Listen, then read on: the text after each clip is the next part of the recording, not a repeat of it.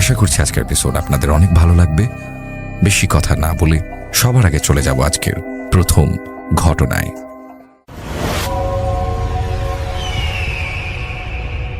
আসসালামু আলাইকুম রাসেল ভাই, আসসালামু আলাইকুম লিসেনার্স, আশা করি সবাই ভালো আছেন। এই মুহূর্তে যে ঘটনাটি আমি আপনাদের সাথে শেয়ার করব, এই ঘটনাটি শোনার সময় আমি আশাবাদী, খুবই আশাবাদী যে আপনারা একদম গ্রামের সত্য ঘটনার যে রিয়েল ফিলিংস আপনার সেইটা উপলব্ধি করতে পারবেন। এই ঘটনাটি একদম গ্রামের একটি ঘটনা। ঘটনাটির সময় 1980 সাল। ঘটনাটি আমাকে পাঠিয়েছেন মাশফিক ভাই। ওনার বাড়ি বাগেরহাট জেলার মোল্লাহাট থানায়। সঙ্গত কারণে উনি গ্রামের নামটি উল্লেখ করেননি।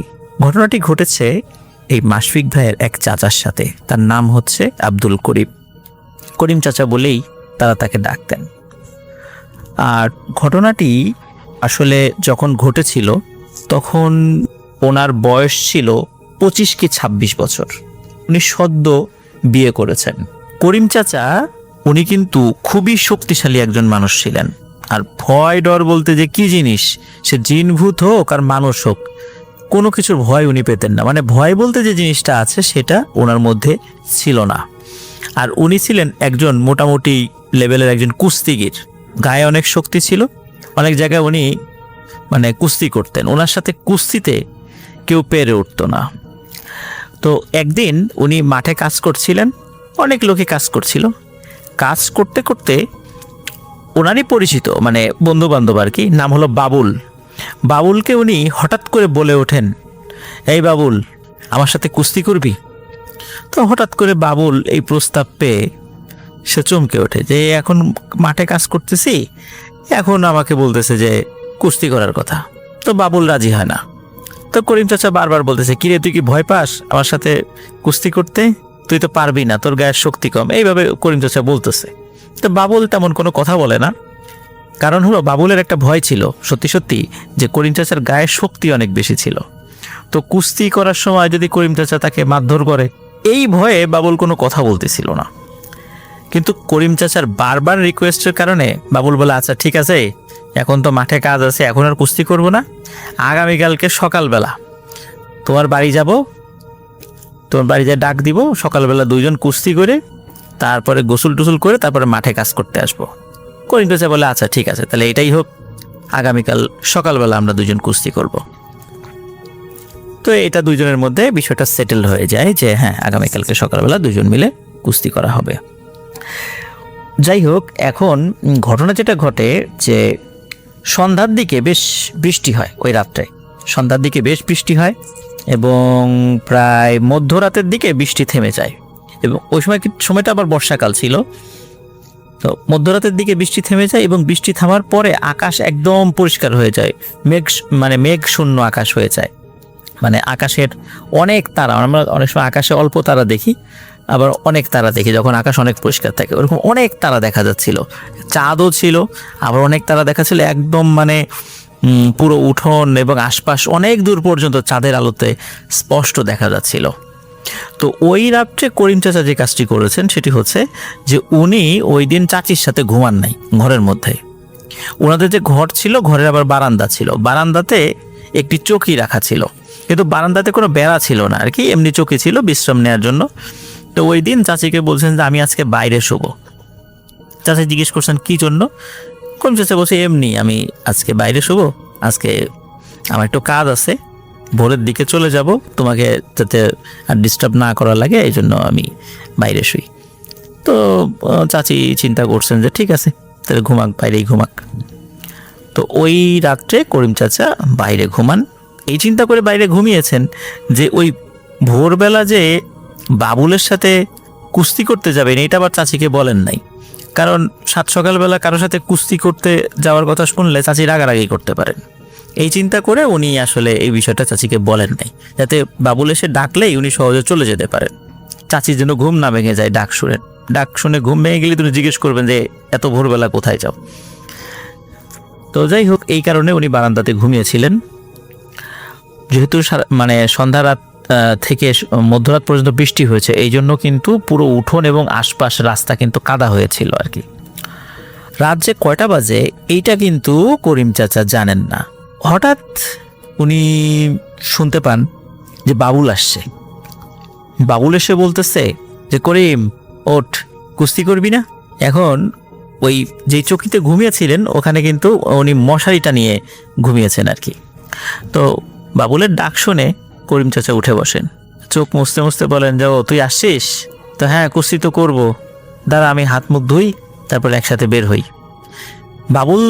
বাবুলের ডাক শুনে ওনার ঘুম ভেঙে গেলেও মানে করিম চাচা কিন্তু এতটুকু চিন্তা করতে পারেন নাই যে আসলে এখন কয়টা বাজে। উনি চিন্তা করেছেন হয়তো ফজরের আজান হয়ে গেছে, এখনই ভোর হবে, এরকমটা চিন্তা করেছেন। তো করিম চাচা যখন মশারির থেকে বাইরে বের হতে যাবেন, মানে চকি থেকে বাইরে বের হতে যাবেন, হঠাৎ করে ওই বাবুল বাঘের মতো ওই মশারির উপরেই করিম চাচার উপরে আক্রমণ করে বসে। করিম চাচা আকস্মিক এই আক্রমণে মানে হতভম্ব হয়ে পড়েন যে কি ব্যাপার, বাবুল আমার বাড়িতে এসে এইভাবে আমার উপর আক্রমণ করে বসলো। বাবুল হঠাৎ করে এই করিম চাচার গায়ের উপরে বসে বলতেছে যে করিম, খুব তো শক্তির বাহাদুরি করতি, খুব তো নিজের ক্ষমতার উপর বড়াই করতি নিজের ক্ষমতাকে নিয়ে, আজ দেখব কে জেতে আর কে হারে। তখনও কিন্তু করিম চাচা বুঝতে পারেনি যে আসলে উনি কি বিপদে পড়তে যাচ্ছেন। করিম চাচা তখন চিন্তা করতেছেন যে বাবুলের এত সাহস, আমার বাড়িতে এসে আমার বিছানার উপরে ধাপ করে বাঘের মতো হামলা করলো এবং আমাকেই হুঙ্কার দিচ্ছে সে, দাঁড়া আজকে দেখব বাবুলের শক্তি বেশি না আমার শক্তি বেশি। যখনই বাবুলকে নিচে ফেলে দেওয়ার জন্য বাবুলকে জাপটে ধরেছেন, মানে নিচ থেকেই জাপটে ধরার সাথে সাথে করিম চাচা ভয় পেয়েছেন। করিম চাচা ফিল করতেছেন যে কি ব্যাপার, বাবুলের শরীরে এত লোম এবং অনেক বড় বড় লোম, মানে বন মানুষের মতো, আর শরীরটা অস্বাভাবিক রকমের শক্ত, এটা তো কোনো মানুষের শরীর হইতে পারে না। আর বাবুল তো এরকম না, আর এতটা অভদ্রও না যে সে আমাকে এইভাবে মানে কোনো কথাবার্তা ছাড়াই এরকম এসে আমার উপর হামলা করে বসবে, এটা তো বাবুল না। তখন করিম চাচা বারবার নিচ থেকে উপরে ওঠার চেষ্টা করতে থাকেন, কিন্তু কোনোভাবেই করিম চাচা নিজের সর্বশক্তি প্রয়োগ করেও উপরে উঠতে পারেন না। একটা পর্যায়ে বাবুল রূপী ওই প্রাণীটা, বা প্রাণী বলবো কারণ অ্যাকচুয়ালি আসলে করিম চাচা ভালো করে দেখতে পাচ্ছিলেন না যে আসলে ওর চেহারাটা কেমন। উনি আসলে কোনো কিছু বুঝে ওঠার আগেই এই আক্রমণটা শুরু হয়ে যায়। তবে এতটুকু মানে শিওর হয়েছিলেন বাবুলের কণ্ঠ আর কি। ওই প্রাণীটা করিম চাচারকে জাপটে ধরে মানে ওই চকির উপর থেকে উঠানে নিয়ে গিয়ে ফেলে দেয়। ওখানে মানে যে ঘটনাটি ঘটে, যে চকির উপর যখন ছিল, চকির উপর থেকে নিচে পড়ে ঠাস করে যখন নিচে পড়ে গেছে, যদিও উঠানটা কর্দমাক্ত ছিল যেহেতু বৃষ্টি হয়েছে, তারপরেও করিম চাচা পিঠে বেশ ব্যথা পেয়েছিলেন। তারপর শুরু হয়ে যায় ধস্তাধস্তি। করিম চাচা এত চেষ্টা করছেন কিন্তু কোনোভাবেই তার সাথে পেরে উঠতেছেন না। যখন করিম চাচার শরীর থেকে শক্তি আস্তে আস্তে শেষ হয়ে যেতে থাকে, একটা সময় ওই জিনিসটি করিম চাচাকে বলে যে করিম, আজকে তোকে পানিতে চুবিয়ে মারবো, তোর সকল জারিজুরি আজকেই শেষ, দেখি আজকে তোকে কে বাঁচায়। এই বলে করিম চাচার পা ধরে টানতে টানতে পুকুরের দিকে নিয়ে যাচ্ছে। কারণ করিম চাচার বাসা মানে বাড়ি এবং উঠান, এই উঠানের পাশেই পুকুর। আর শুরুতেই তো বলেছি যে ওই পুকুরের মাটি দিয়েই কিন্তু বসত ভিটাটা উঁচা করা হয়েছে এবং উঠানটা মানে রেডি করা হয়েছে আর কি। তো আস্তে আস্তে ওনাকে পুকুরের দিকে নিয়ে যাচ্ছে।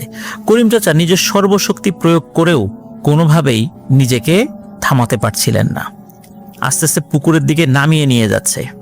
এদিকে যে এত ঘটনা ঘটে যাচ্ছে, চাচির কিন্তু ঘুম ভাঙছে না। এই যে উঠানে ধপাস ধপাস শব্দ হচ্ছে কুস্তির, চাচির ঘুম ভাঙছে না। যখন আস্তে আস্তে পুকুরের দিকে নিয়ে যাচ্ছে, করিম চাচা বুঝতে পারে উনি পুকুরের পানি দেখছে, যে একদম পুকুরের পানির কাছে চলে আসছে। হঠাৎ দূর থেকে একটা সাউন্ড ভেসে আসে, সেটি হচ্ছে এই যে মাসফিক ভাইয়ের নানা।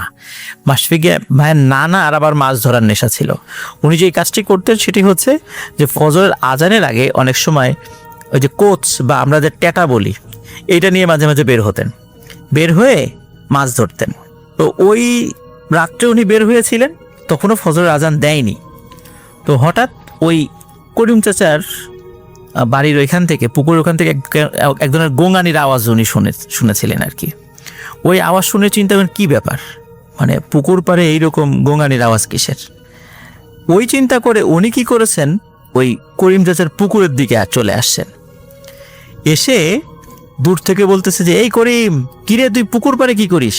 তখন মানে মাশফিক ভাইয়ের নানা কিন্তু ওই জিনিসটাকে দেখেননি, বাবুল রূপী ওই জিনিসটাকে দেখেননি। তখন করিম চাচা শুনছেন যে ওই যে বাবুল রূপী ওই জিনিসটা করিম চাচাকে বলছে, করিম, আজকে তো তোর কিছু করতে পারলাম না, কিন্তু তোর সাথে আবার আমার দেখা হবে, আর ওই দিন যখন দেখা হবে তখন কিন্তু তুই আর বাঁচতে পারবি না। এই বলে সে চলে যায়। ওদিকে মাশফিক ভাইয়ের নানা করিম চাচার কাছে চলে আসে, দেখে যে তার সমস্ত শরীরে কাদা মেখে একাকার, তাকে চেনাই যায় না। আর বাড়ির উঠানটায় এমন অবস্থা হয়েছে যে মনে হচ্ছে যে কোনো বলদ দিয়ে সেখানে হাল চাষ করা হয়েছে, এমন একটা অবস্থা। কারণ বৃষ্টিতে কাদা হয়েছিল এমনিতেই উঠোন। উনি তাড়াতাড়ি করে চাচিকে ডাকেন, চাচি বের হয়ে আসে, করিম চাচাকে টেনে উপরে তোলা হয়, তাকে খুব ভালো করে মানে গোসল করানো হয়, ফ্রেশ করা হয়। চাচিকে যখন বলেন যে তুমি কিছুই টের পাও নাই, তখন চাচি বলছেন যে আমি এত গভীর ঘুমে কখনো ঘুমাই না, আমার ঘুম খুব হালকা, কিন্তু কেন জানি আজকে আমার এমন ঘুম আসছে, আমি নিজেও বুঝতে পারছি না যে এত কিছু হয়ে গেল, আমার ঘুম কেন ভাঙলো না। এটাও একটা অদ্ভুত বিষয়। যাই হোক, পরবর্তীতে বাবুলের সাথে যোগাযোগ করা হয়। বাবুল বলে যে কই না তো, আমি তো সকালবেলা যাই নাই ওখানে। আর মানে সকালবেলা বলতে অত রাত্রে তো আমি যাই নাই ওখানে, যদিও সকালবেলা কুস্তি করার কথা ছিল, কিন্তু আমি এত তাড়াতাড়ি কেন যাব, আমি তো যাই নাই। কিন্তু করিম চাচা নিজেও বুঝতে পেরেছিলেন বাবুল আসেনি, এসেছিল বাবুলের বেশে কেউ, আর তার সাথেই এই ভয়ানক ঘটনাটি ঘটেছে। প্রিয় লিসেনার্স, এই ঘটনা ঘটার পর থেকে করিম চাচা বেশ অনেক দিন অসুস্থ ছিলেন, অনেক দিন। আস্তে আস্তে উনি সুস্থ হন, কোনো ঝাড়ফুঁক উনি করেন নাই, এমনিতে উনি আস্তে আস্তে সুস্থ হয়ে গেছেন, এমনি নর্মাল ট্রিটমেন্ট করেছেন। কিন্তু ওই রাত্রে কুস্তির আগে ওনার শরীরে যেরকম শক্তি ছিল কুস্তি করার মতো, কাউকে হারিয়ে দেওয়ার মতো, এরপর থেকে ওনার শরীরের ওই শক্তিটা ছিল না। উনি পিঠে খুব ব্যথা পেয়েছিলেন, ওই যে চকি থেকে পড়ে গিয়েছিলেন বা ফেলে দেওয়া হয়েছিল তাকে, তো যার কারণে ওনার কিন্তু শরীরের ওই শক্তিটা আর ছিল না, উনি অনেক দুর্বল হয়ে পড়েছিলেন, শরীরটাও বেশ খানিকটা ভেঙে গিয়েছিল। কিন্তু ওনার সাহসের কিন্তু কোনো ঘাটতি হয়নি, ওনার সাহস কিন্তু আগের মতোই ছিল। যাই হোক প্রিয় লিসেনার্স, ঘটনা কিন্তু এখানেই শেষ নয়, ঘটনার আরও একটি ভয়ানক পার্ট এখনও বাকি, সেটি আমি আপনাদেরকে এখন বলতে যাচ্ছি। কারণ ওই ভয়ানক পিশাচটি করিম চাচাকে বলে গিয়েছিল, করিম, তোর সাথে আমার আবার দেখা হবে, আর ওই দিনই হবে তোর জীবনের শেষ দিন। যাই হোক, এই 1980 সালের পরে 8 বছর পার হয়ে গেছে, তার মানে 1988 সাল। 1988 সালে যেই ভয়াবহ বন্যা হয়েছিল সারা দেশব্যাপী, এই ঘটনাটি ঘটেছে ঠিক এই বন্যা পরবর্তীকালে, কিন্তু সালটা 1988 সাল। করিম চাচার এক বোন আছে, এই বোনকে বিয়ে দিয়েছিলেন তিনি গোপালগঞ্জের পারকুশলী গ্রামে। গোপালগঞ্জের যে পারকুশলী গ্রামটা আছে, মানে মাঝখান দিয়ে একটা ছোট্ট নদী আছে, নদীর এই পাশে পারকুশলী গ্রাম আর অপর পাশে হলো কুশলী গ্রাম, পারকুশলী কুশলী। তো পারকুশলীতে ওনার বোনকে বিয়ে দিয়েছিলেন আর কি। তো উনি ওনার বোনের বাড়িতে বেড়াতে গিয়েছিলেন, কোনো একটা অসুস্থতার সংবাদ বা এইরকম কিছু একটা শুনে, বা যে কোনো কারণে মাশফিক ভাই আমাকে বলতে পারেননি যে আসলে কি কারণে গিয়েছিলেন, তা ধারণা করে নেওয়া হয়েছে হয়তো বা কোনো অসুস্থতা বা কোনো জরুরি খবরের জন্য খবর দিয়ে নিয়ে যাওয়া হয়েছিল। তো যাই হোক, ওনার বোনের বাড়ি থেকে উনি ফিরে আসছিলেন। তো উনি পারকুশলী থেকে কুশলী চলে আসছেন, নৌকাতেই পার হয়ে গেছেন, তখনও মাঝি ছিল, খুব বেশি মানে হয় নাই, দিনে দিনে উনি বের হয়ে আসছিলেন। তো কুশলী থেকে উনি যখন হাঁটা শুরু করেছেন, তখন আবার রাত হয়ে গেছে, উনি হাঁটতে হাঁটতে ওই জায়গাটাতে একটা হাওর আছে, তার নাম হচ্ছে বর্ণি হাওর। লিসেনার্স, আমি আবার বলছি, হাওর না, এটাকে বাওর বলে, আসলে এটাকে বাওর বলে, বর্ণি বাওর। তো এই বন্যী বাওরের কাছে এসে তখন আর উনি কোনো নৌকা পাননি। উনি যখন কোনো নৌকা না পান তখন উনি চিন্তা করেন আমি তার এখন আর ব্যাক করে যেতে পারবো না। যদিও এই বন্যী বাওরের যেই পাশ থেকে এক পাশ থেকে আরেক পাশে যাবেন সেটাও কিন্তু খুব বেশি বড় ছিল না, সেটাও ছোট ছিল এবং মোটামুটি উনি অনায়াসেই এতটুকু জায়গা সাঁতরে পার হওয়ার মতো শক্তি ওনার ছিল। তো উনি চিন্তা করলেন যে আমি সাঁতরে পার হয়ে যাব। রাত যে তখন কটা বাজে এটা কিন্তু ওনার ঘড়ি ছিল না, এটা উনি মানে ঠাহর করতে পারছিলেন না। তো উনি পুকুর তো না বাওরে নেমে যান এবং সাঁতার কাটতে শুরু করেন। কিছু দূর সাঁতার কাটার পরে ওনার সামনে মানে বেশ বড় জায়গা নিয়ে কিছু কচুরিপানা সামনে চলে আসে। তো উনি চিন্তা করছেন যে অনেকগুলো কচুরিপানা যদি মানে এক জায়গা ধরি তাহলে কি হবে, মানে কচুরিপানা তো সহজে ডোবে না, এইটাকে ধরে আমি আরামসে সাঁতরে চলে যেতে পারবো, তাহলে শরীরের শক্তি কম হবে। তো ওই চিন্তা করে যখন উনি কচুরিপানা মানে কিছু ওই সাঁতারের ভিতর দিয়েই কচুরিপানা এক জায়গা করতে গিয়েছেন, হঠাৎ করে ওনার মনে হলো যে শক্ত কিছু ওনার হাতে বেঁধেছে আর কি, এবং সেটা ভাসছে। তো ওনার কাছে মনে হয়েছে এটা কলা গাছ বা এমন কিছু যেটা মানে ভেসে আছে আর কি, এটা সহজে তখন উনি ওইটাকে হাত দিয়ে জাপটে ধরেছেন, এক হাত দিয়ে আর এক হাত দিয়ে সাঁতার কাটছেন। এইভাবে উনি আস্তে আস্তে সাঁতার কেটে মানে অপর পাশে চলে এসেছেন। অপর পাশে এসে উনি চিন্তা করছেন যে কি ব্যাপার, আমি যে জিনিসটা ধরে সাঁতরে আসলাম জিনিস আসলে কি, এটাও তো আসলে যেহেতু ওই সময় পানির মধ্যে ছিলাম দেখার সুযোগ পাইনি, যে জিনিসটা কি দেখি তো ভালো করে। তখন তো চাঁদের আলো স্পষ্ট ছিল আর কি। উনি খেয়াল করছেন যে এটি একটা মানুষের আকৃতির মতো কিছু দেখা যায়। উনি ভালো করে কাছে গিয়ে তাকিয়ে দেখেন এটি একটি লাশ। উনি এই কচুরিপানার ভিতরে থাকা একটি লাশকে জাপটে ধরে এক হাত দিয়ে ধরে আর এক হাত দিয়ে সাঁতরে উনি এই বাওরটি পার হয়েছেন। উনি তখন চিন্তা করেন আমি এই লাশ জাপটে ধরে এই বাওর পার হইলাম। উনি যতই সাহসী হোক, হঠাৎ করে যখন এই লাশকে জড়িয়ে ধরে উনি এই বাওর সাঁতরে পার হয়েছে কলা গাছ মনে করে বা কাঠ মনে করে, এই চিন্তা করার সাথে সাথে উনি প্রচণ্ড ভয় পান। এই স্বাভাবিকভাবে ভয় পাওয়ারই কথা। আসলে ওটা সত্যিকারের লাশ ছিল না কোনো মানে প্যারানর্মাল কিছু ছিল, এইটা প্রিয় লিসেনার্স এইটা আসলে মানে জানা যায়নি। এটা জানা যায়নি কারণ ওই লাশটা এমন হয়নি যে লাশটি কোনো কথা বলে উঠেছে বা লাশটি পরবর্তীতে আবার তার সামনে এসেছে, তাহলে কিছু বোঝা যেত। তো যার কারণে ওই লাশটি আসলে প্যারানর্মাল কোনো বিষয় কিনা এটি নিশ্চিত হতে উনি পারেননি, যার কারণে আমরাও নিশ্চিত হতে পারিনি যে আসলে এটা প্যারানর্মাল বিষয় ছিল কিনা। যাই হোক, উনি প্রচণ্ড ভয় পেয়েছেন। উনি তাড়াতাড়ি করে উনি বাড়ির দিকে হাঁটা শুরু করেন। বেশ খানিকটা হাঁটার পরে হঠাৎ করে ওনার কয়েকশো ফুট দূরে একজন মানুষকে দেখতে পান। তার হাতে একটি আলো দেখা যাচ্ছে। এই আলোটি কি আসলে হারিকেনের আলো না কিসের আলো বা নাকি টর্চ লাইটের আলো এটি বোঝা যাচ্ছে না, তবে মনে হচ্ছে যে এটি হারিকেন জাতীয় কোনো কিছুর আলো। যেহেতু উনি মারাত্মক একটি ভয় পেয়েছেন, মাত্রই লাশের সঙ্গে সাঁতার কেটে এসেছেন, তো উনি চিন্তা করছেন যে যাক একজন লোক পাওয়া গেল, অন্তত এনার সাথে গল্প করতে করতে যাওয়া যাবে। তখন পেছন থেকে উনি তাকে ডাকছেন, ও ভাই দাঁড়ান দাঁড়ান। তো ওই লোকটি কোনো ভ্রুক্ষেপ করছে না, সোজা হেঁটেই যাচ্ছে। তো উনি যতই তাড়াতাড়ি হাঁটার চেষ্টা করুক, ওনাদের মধ্যে যে ডিস্টেন্স যেটা আছে, যে কয়েকশো ফুটের যে ডিস্টেন্সটা, এই ডিস্টেন্স আর কমছে না।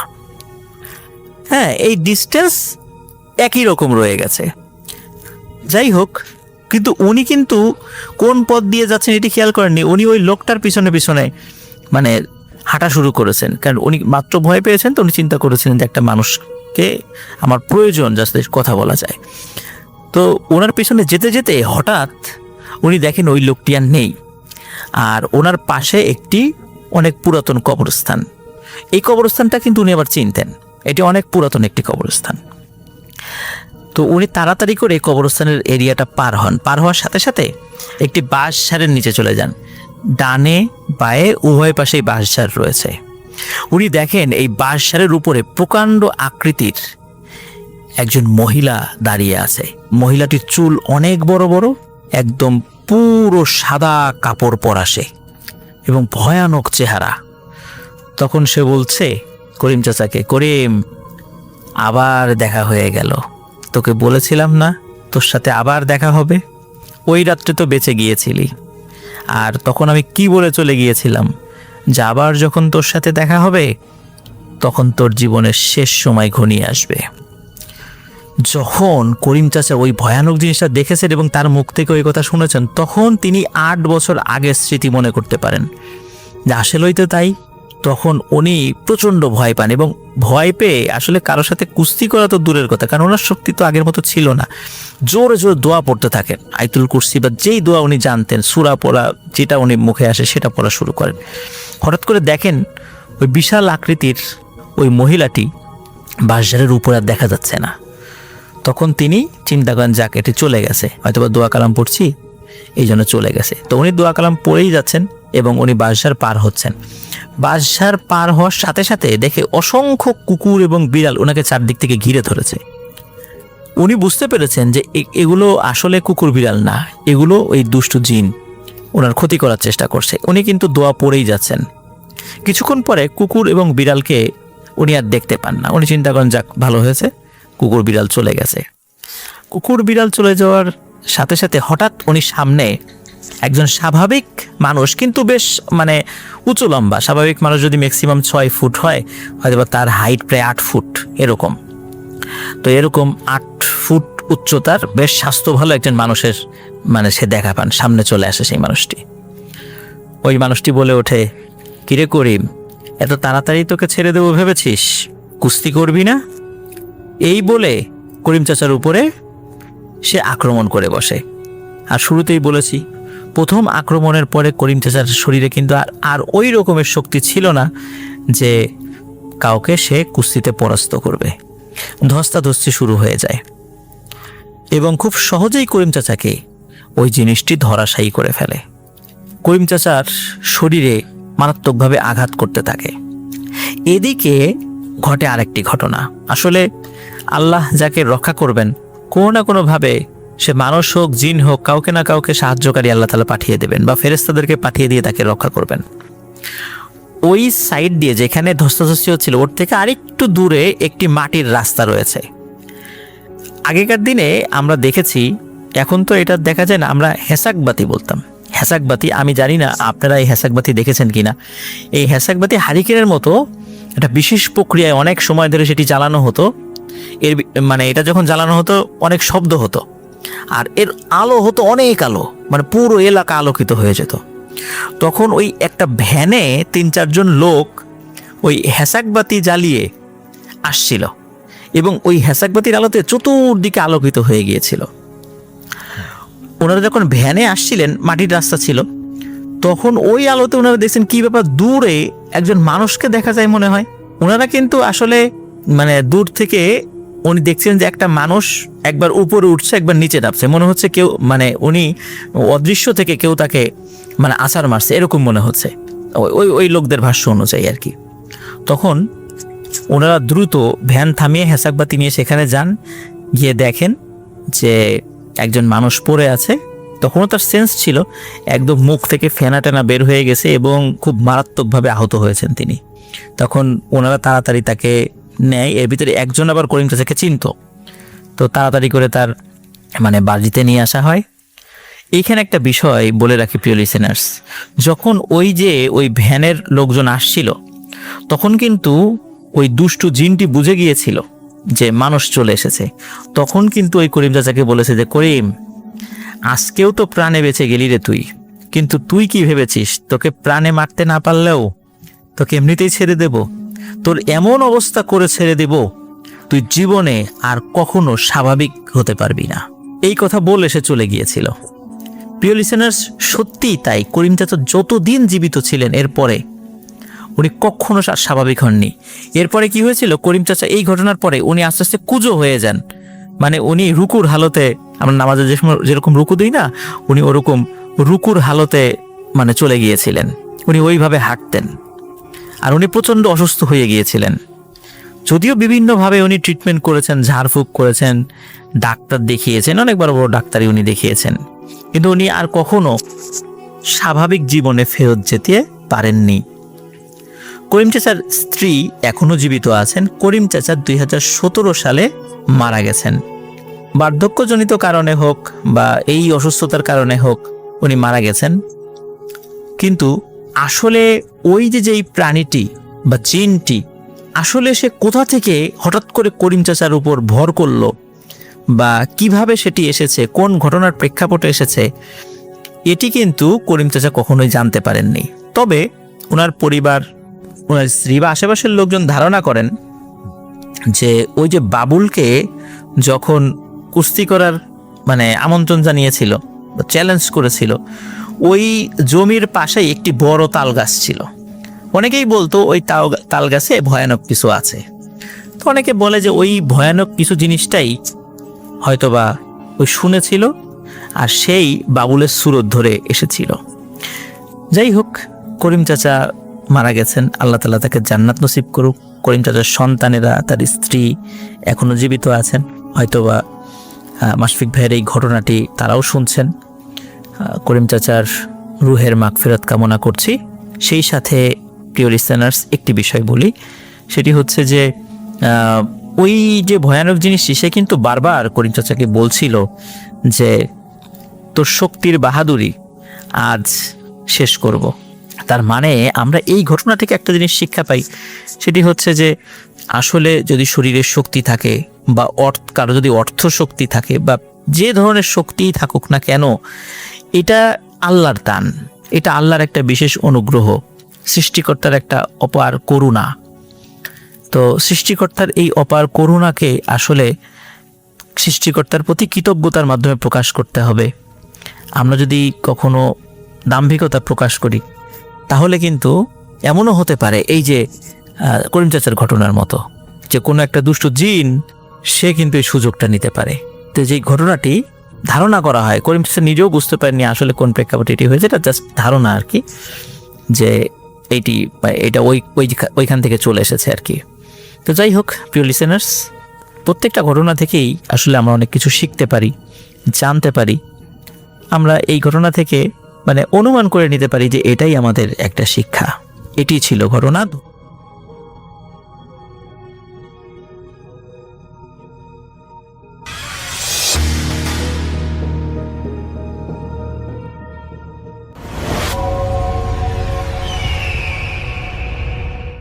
যে ঘটনা শেয়ার করবো তার নাম রাশেদ সাহেব, এবং রেফায়েত ভাই তার নামটা আমাকে ছদ্মনাম হিসাবে ইউজ করতে বলেছে, আমি সেটাই করছি। সেদিন তিনি অফিস থেকে বাসায় ফেরত আসার সময় ঘাড়ের মধ্যে এক প্রকার দাগ দেখা যায় তার, এবং ঘাড়ের দাগটা বেশ বড় দেখা যায় এবং মাঝখান দিয়ে মনে হচ্ছিল কিছু একটা কামড় দিয়েছে। তিনি বাসায় ফেরত আসেন এবং ফেরার পরে রাতে খাওয়া দাওয়া করবার পর তার আর কিছুই মনে নাই। কাহিনী কি, মনে নাই কেন? তার ওয়াইফের নাম সোহানা। তো বর্ণনা দিয়ে তিনি বলেন, সেদিন অফিস থেকে ফেরত আসার পর তিনি রাতে খেয়ে শুয়ে পড়েন। ঘুমের মধ্যে তিনি 4 থেকে 5 বারের মতো উঠে যান এবং ঘুম থেকে উঠেই চিৎকার দিচ্ছিলেন। তিনি তার মৃত বাবাকে বারবার এই বলছিলেন ঘুমের মধ্যে, বাবা তুমি আমার সব, তোমাকে কেউ আমার থেকে দূরে নিতে পারবে না, এই বলে চিৎকার করে তিনি বারবার এই কথাগুলো বারবার বলছিলেন। তো ভোরে ফজরের আজানের পর ঘুম আসলো, সকাল 6টার হাতে তিনি বসে আছেন। সেই যে বসে আছেন, কোনো কথা বলছেন না, কারোর সাথে কোনো কনভারসেশনে যাচ্ছে না। তার ওয়াইফ বারবার জিজ্ঞেস করেছে কাহিনী কি হয়েছে, কথা বলো একটু, কিন্তু ওনার ওয়াইফের সাথে উনি কথা বলছিল না, সোহানা আপুর সাথে। বাসার সবাই সেদিন থেকে একটা গন্ধ পেতে থাকে, কাঁঠাল পচা গন্ধ। গন্ধটা বাসার পাশের লোকজনরা কেউ পাচ্ছে না, শুধু বাসার ভেতরের লোকজনরা পাচ্ছে, এবং বাজে ভাবে চারিপাশে ভরে গেছে। অনেক সময় কাঁঠালের জিনিসপত্র রেখে রাস্তায় চলে যায়, ওটা থেকে গন্ধ বেরোয়, ঠিক একই রকম গন্ধ। তার রুমে খাওয়া দেওয়া দিতে গেলে সোহানা আপুকে একদিন ওই দিনই বিকালবেলা খাওয়া দুপুরবেলা খাওয়া দিতে যায়, তিনি সোহানা আপুকে কামড় দিয়ে বসে এবং এত জোরে কামড় দেয় সেটা সোহানা আপুর সহ্যের বাইরে ছিল এবং মাংস উঠিয়ে ফেলে। তৎক্ষণাৎ তাকে সোহানা আপুকে ডাক্তারের কাছে নিয়ে যাওয়া হয় এবং এটা সাডেনলি হয়। ডাক্তার ড্রেসিং করে বাসায় পাঠিয়ে দিলে তিনি বাসায় এসে দেখেন উনি সবাইকে কামড়িয়েছেন, যেটা এবং একটাই কথা বলছেন, এই কথাটার ভয়েস এবং এই ভাষাগুলো তার ছিল না।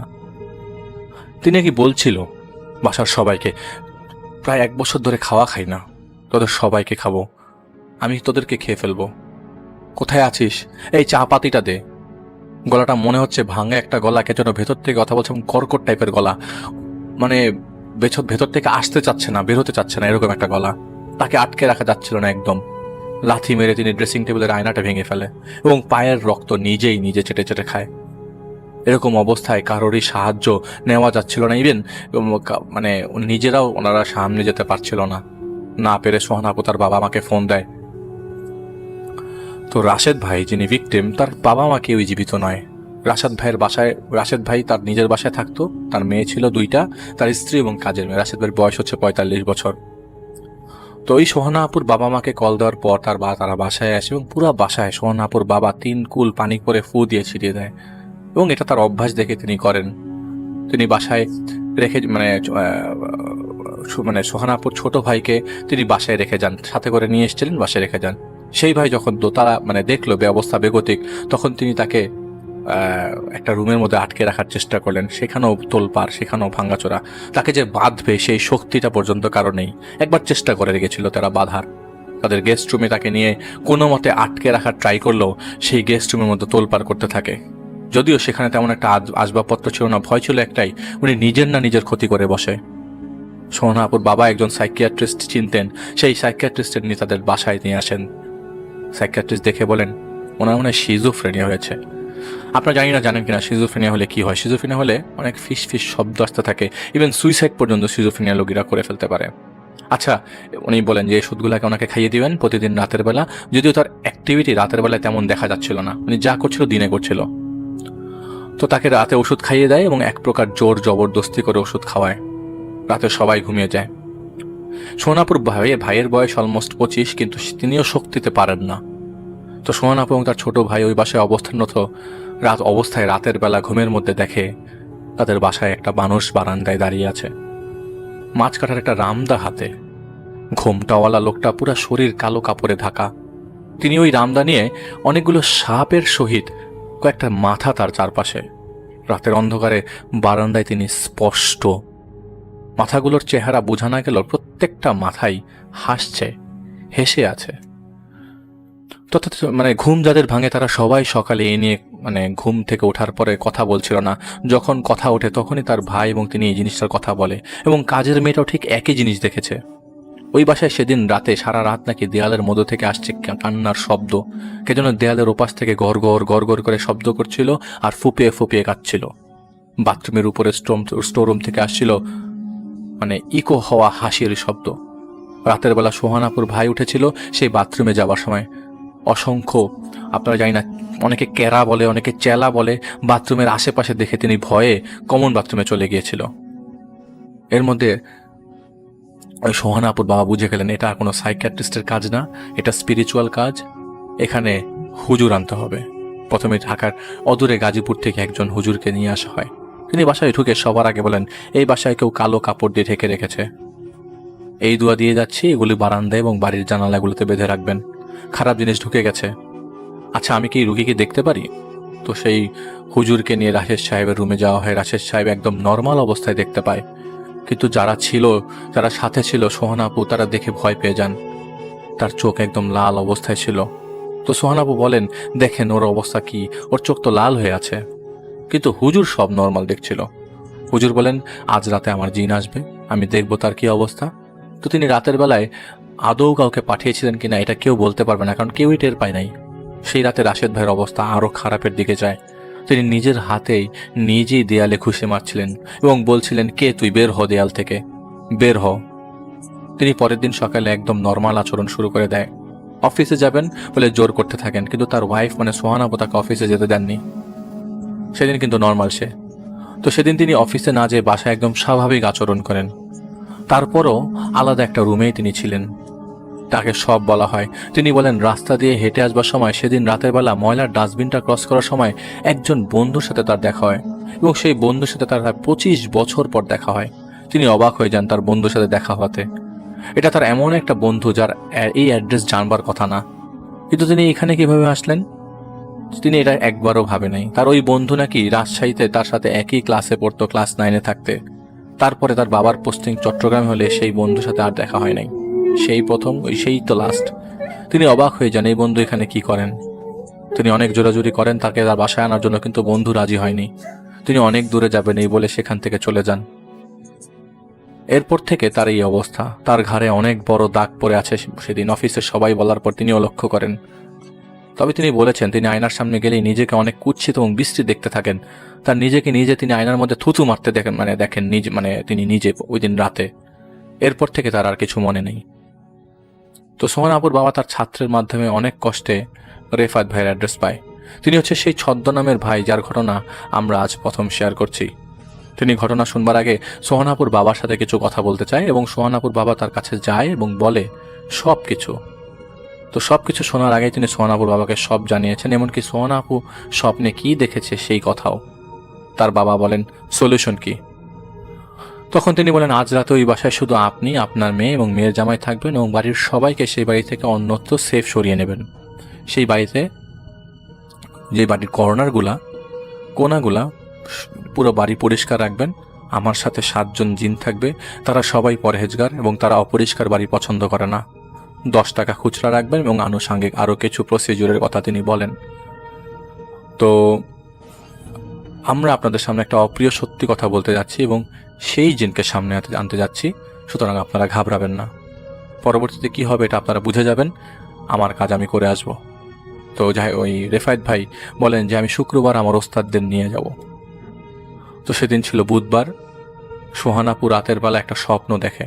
স্বপ্নটা এরকম, তার স্বামী তাকে নিয়ে একটা কুয়ার সামনে বসে বটি গলায় একটা কোপ বসিয়ে দিয়ে বলে আজ তোর কুরবানি করব, এরপর তোর মাংস আমার লোকজন নিয়ে যাবে। তিনি ঘুমের মধ্যে অনেক কান্না করতে থাকেন। যেহেতু রুমের মধ্যে মেঝেতে শুধু কাজের মেয়ে ছিল আর পাশে তার বাচ্চা, তিনি খুব ভয় পেয়ে যায় এবং সকালেই সবাইকে নিয়ে তার বাবার বাড়ি চলে যায়। এদিকে রাশেদ সাহেব বাসায় ছিল একা একটা রুমে বন্দি। তিনি তার বাবার বাড়ি চলে গেছেন বিধায় তার বাবা তাকে আবারও সেই বাসায় নিয়ে যাবেন বলে জানান এবং তার বাচ্চারা সোহানাপুর বাবার বাড়ি থাকবেন বলে জানিয়ে দেন। মানে এটা সোহানাপুর বাবার প্ল্যান আর কি। তো বৃহস্পতিবার তথা রাত 1টা মানে শুক্রবার রাতের বেলা সেই বাসার দেয়াল থেকে ভয়ঙ্কর আত্মচিৎকার শুরু হয়ে যায়। সেই বাড়িতে শুধু রাশেদ ভাই, তার বাবা, সোহানা আপু এবং সেই রেফায়েত ভাই ছিল। চিৎকারের এক এক পর্যায়ে প্রত্যেকটা দেয়ালে কিছু সূরা পড়া পানি ছিটানো হয় এবং তিনি ড্রয়িং রুমে পানি ছিটিয়ে রাশেদ ভাইকে মাঝখানে বসিয়ে তার মধ্যে একজন জিনকে নিয়ে আসেন। সেই জিন যে এই পুরো বাড়িতে তার কিছু জিন সহিত বিগত 2 মাস যাবৎ অবস্থান করছিল। জিজ্ঞাসা করা হয় তোরা এখানে কেন আসছিস, কি চাস, আমাদেরকে একটু বল। তখন সেখান থেকে কোনো উত্তর আসে না। এবার তার সাথে 7 জন জিনের মধ্যে একজন ছিল সর্দার। তিনি জিজ্ঞেস করলেন, তিনি তার দিকে খুব ভয়ঙ্কর দৃষ্টি দেন, কিন্তু যেই জায়গায় তাকালো সোহানাপুরা এবং তার বাবারা কিছুই দেখতে পাচ্ছিল না। মানে ভিকটিম যে রাশেদ ভাই, তিনি এমনভাবে তাকালো ওই শুধু সর্দারের দিকে, কিন্তু সর্দার এবং ওই 7 জন জিনকে তারা দেখতে পাচ্ছিল না। এটা শুধু রেফায়েত ভাই দেখতে পাচ্ছিল। তিনি দোয়া করছিলেন আর কি জানি পড়ছিলেন। তিনি তার আমল চালিয়ে যাচ্ছিলেন আর প্রশ্ন করে যাচ্ছিল জিন সর্দার। ওই জিন বলে রাশেদ সাহেব একদিন একটি ছেলেকে স্কুলে থাকা অবস্থায় মিথ্যা মামলায় ফাঁসিয়ে দেয়। একটা মেয়েকে নিয়ে খারাপ কিছু করায় ওই মেয়ের পরিবারকে জানালে সেই পরিবারের বড় ছেলে ওই নির্দোষ ছেলেটাকে খুন করে ফেলে মারতে মারতে এলাকার লোকদেরকে নিয়ে। সেই খুনের কেস পরবর্তী সময় কোনো সুরাহা হয় না এবং ওই মেয়ের ফ্যামিলি ছিল প্রতাপশালী, আর কিছু লেখা পসিবল না এই ব্যাপারে। তো সেই নির্দোষ ছেলে মারা যাবার সময় সেই রাস্তা ধরে এই কয়েকজন জিন যাচ্ছিল যারা সাহায্য করার চেষ্টা করেও পারেনি। সেই বন্ধুর রূপ ধরে রাশেদ ভাইয়ের সাথে দেখা হয়। সেই থেকে তিনি ঘাবড়ে যান এবং পাগলামি তাদের মাধ্যমে শুরু হয়ে যায়।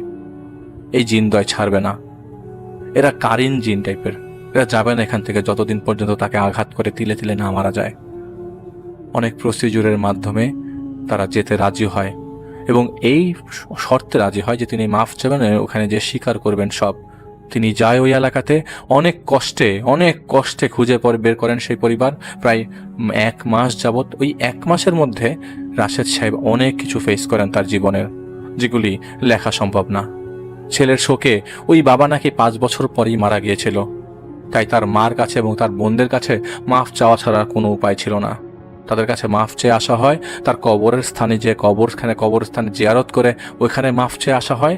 কিন্তু ততক্ষণ পর্যন্ত মানে এটা হচ্ছে তাদের শর্ত যে মাফ না চাওয়া পর্যন্ত তারা মানে ওখানে যেতে হবে এবং মাফ না দেওয়া পর্যন্ত ওয়েট করতে হবে।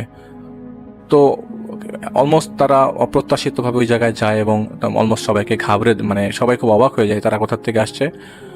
তো তো 3 বার যাওয়ার পরে তাকে মাফ করে দেওয়া হয় সেই পরিবার থেকে, এবং প্রায় 6 মাস তাকে আসা যাওয়ার মাধ্যমে মানসিক কষ্টে এবং শেষমেশ সেই কবরে মাফ চাওয়ার পর তার রক্ষা হয়। সেই জিনটা চলে যায় এবং বলে যায় কারো ক্ষতি যদি তাদের চোখে পড়ে এবং এটা তারা দেখিয়ে অথবা না দেখিয়ে আঘাত করতে পারে। তো পরবর্তী সময় সেই জিনদের যে একজন স্পেশাল একজন প্রধান যে জিনটা তাদের বাসায় অ্যাটাক করেছিল রাশেদ সাহেবকে, সেই জিনের সাথে পরবর্তী সময় রেফায়েত ভাইয়ের কথা হয় এবং ওইখানে তারা ওয়াদা করে যায় তিনি আর তাদেরকে এই বাড়িতে আসবে না, ডিস্টার্ব করবে না, কিন্তু তাদেরকে আমল করতে দিয়ে যান, তাদেরকে নামাজ কালাম পড়তে দিয়ে যান, যেটা রাশেদ ভাইয়ের মধ্যে ছিল না। তো যাই হোক, এটা ছিল ঘটনা।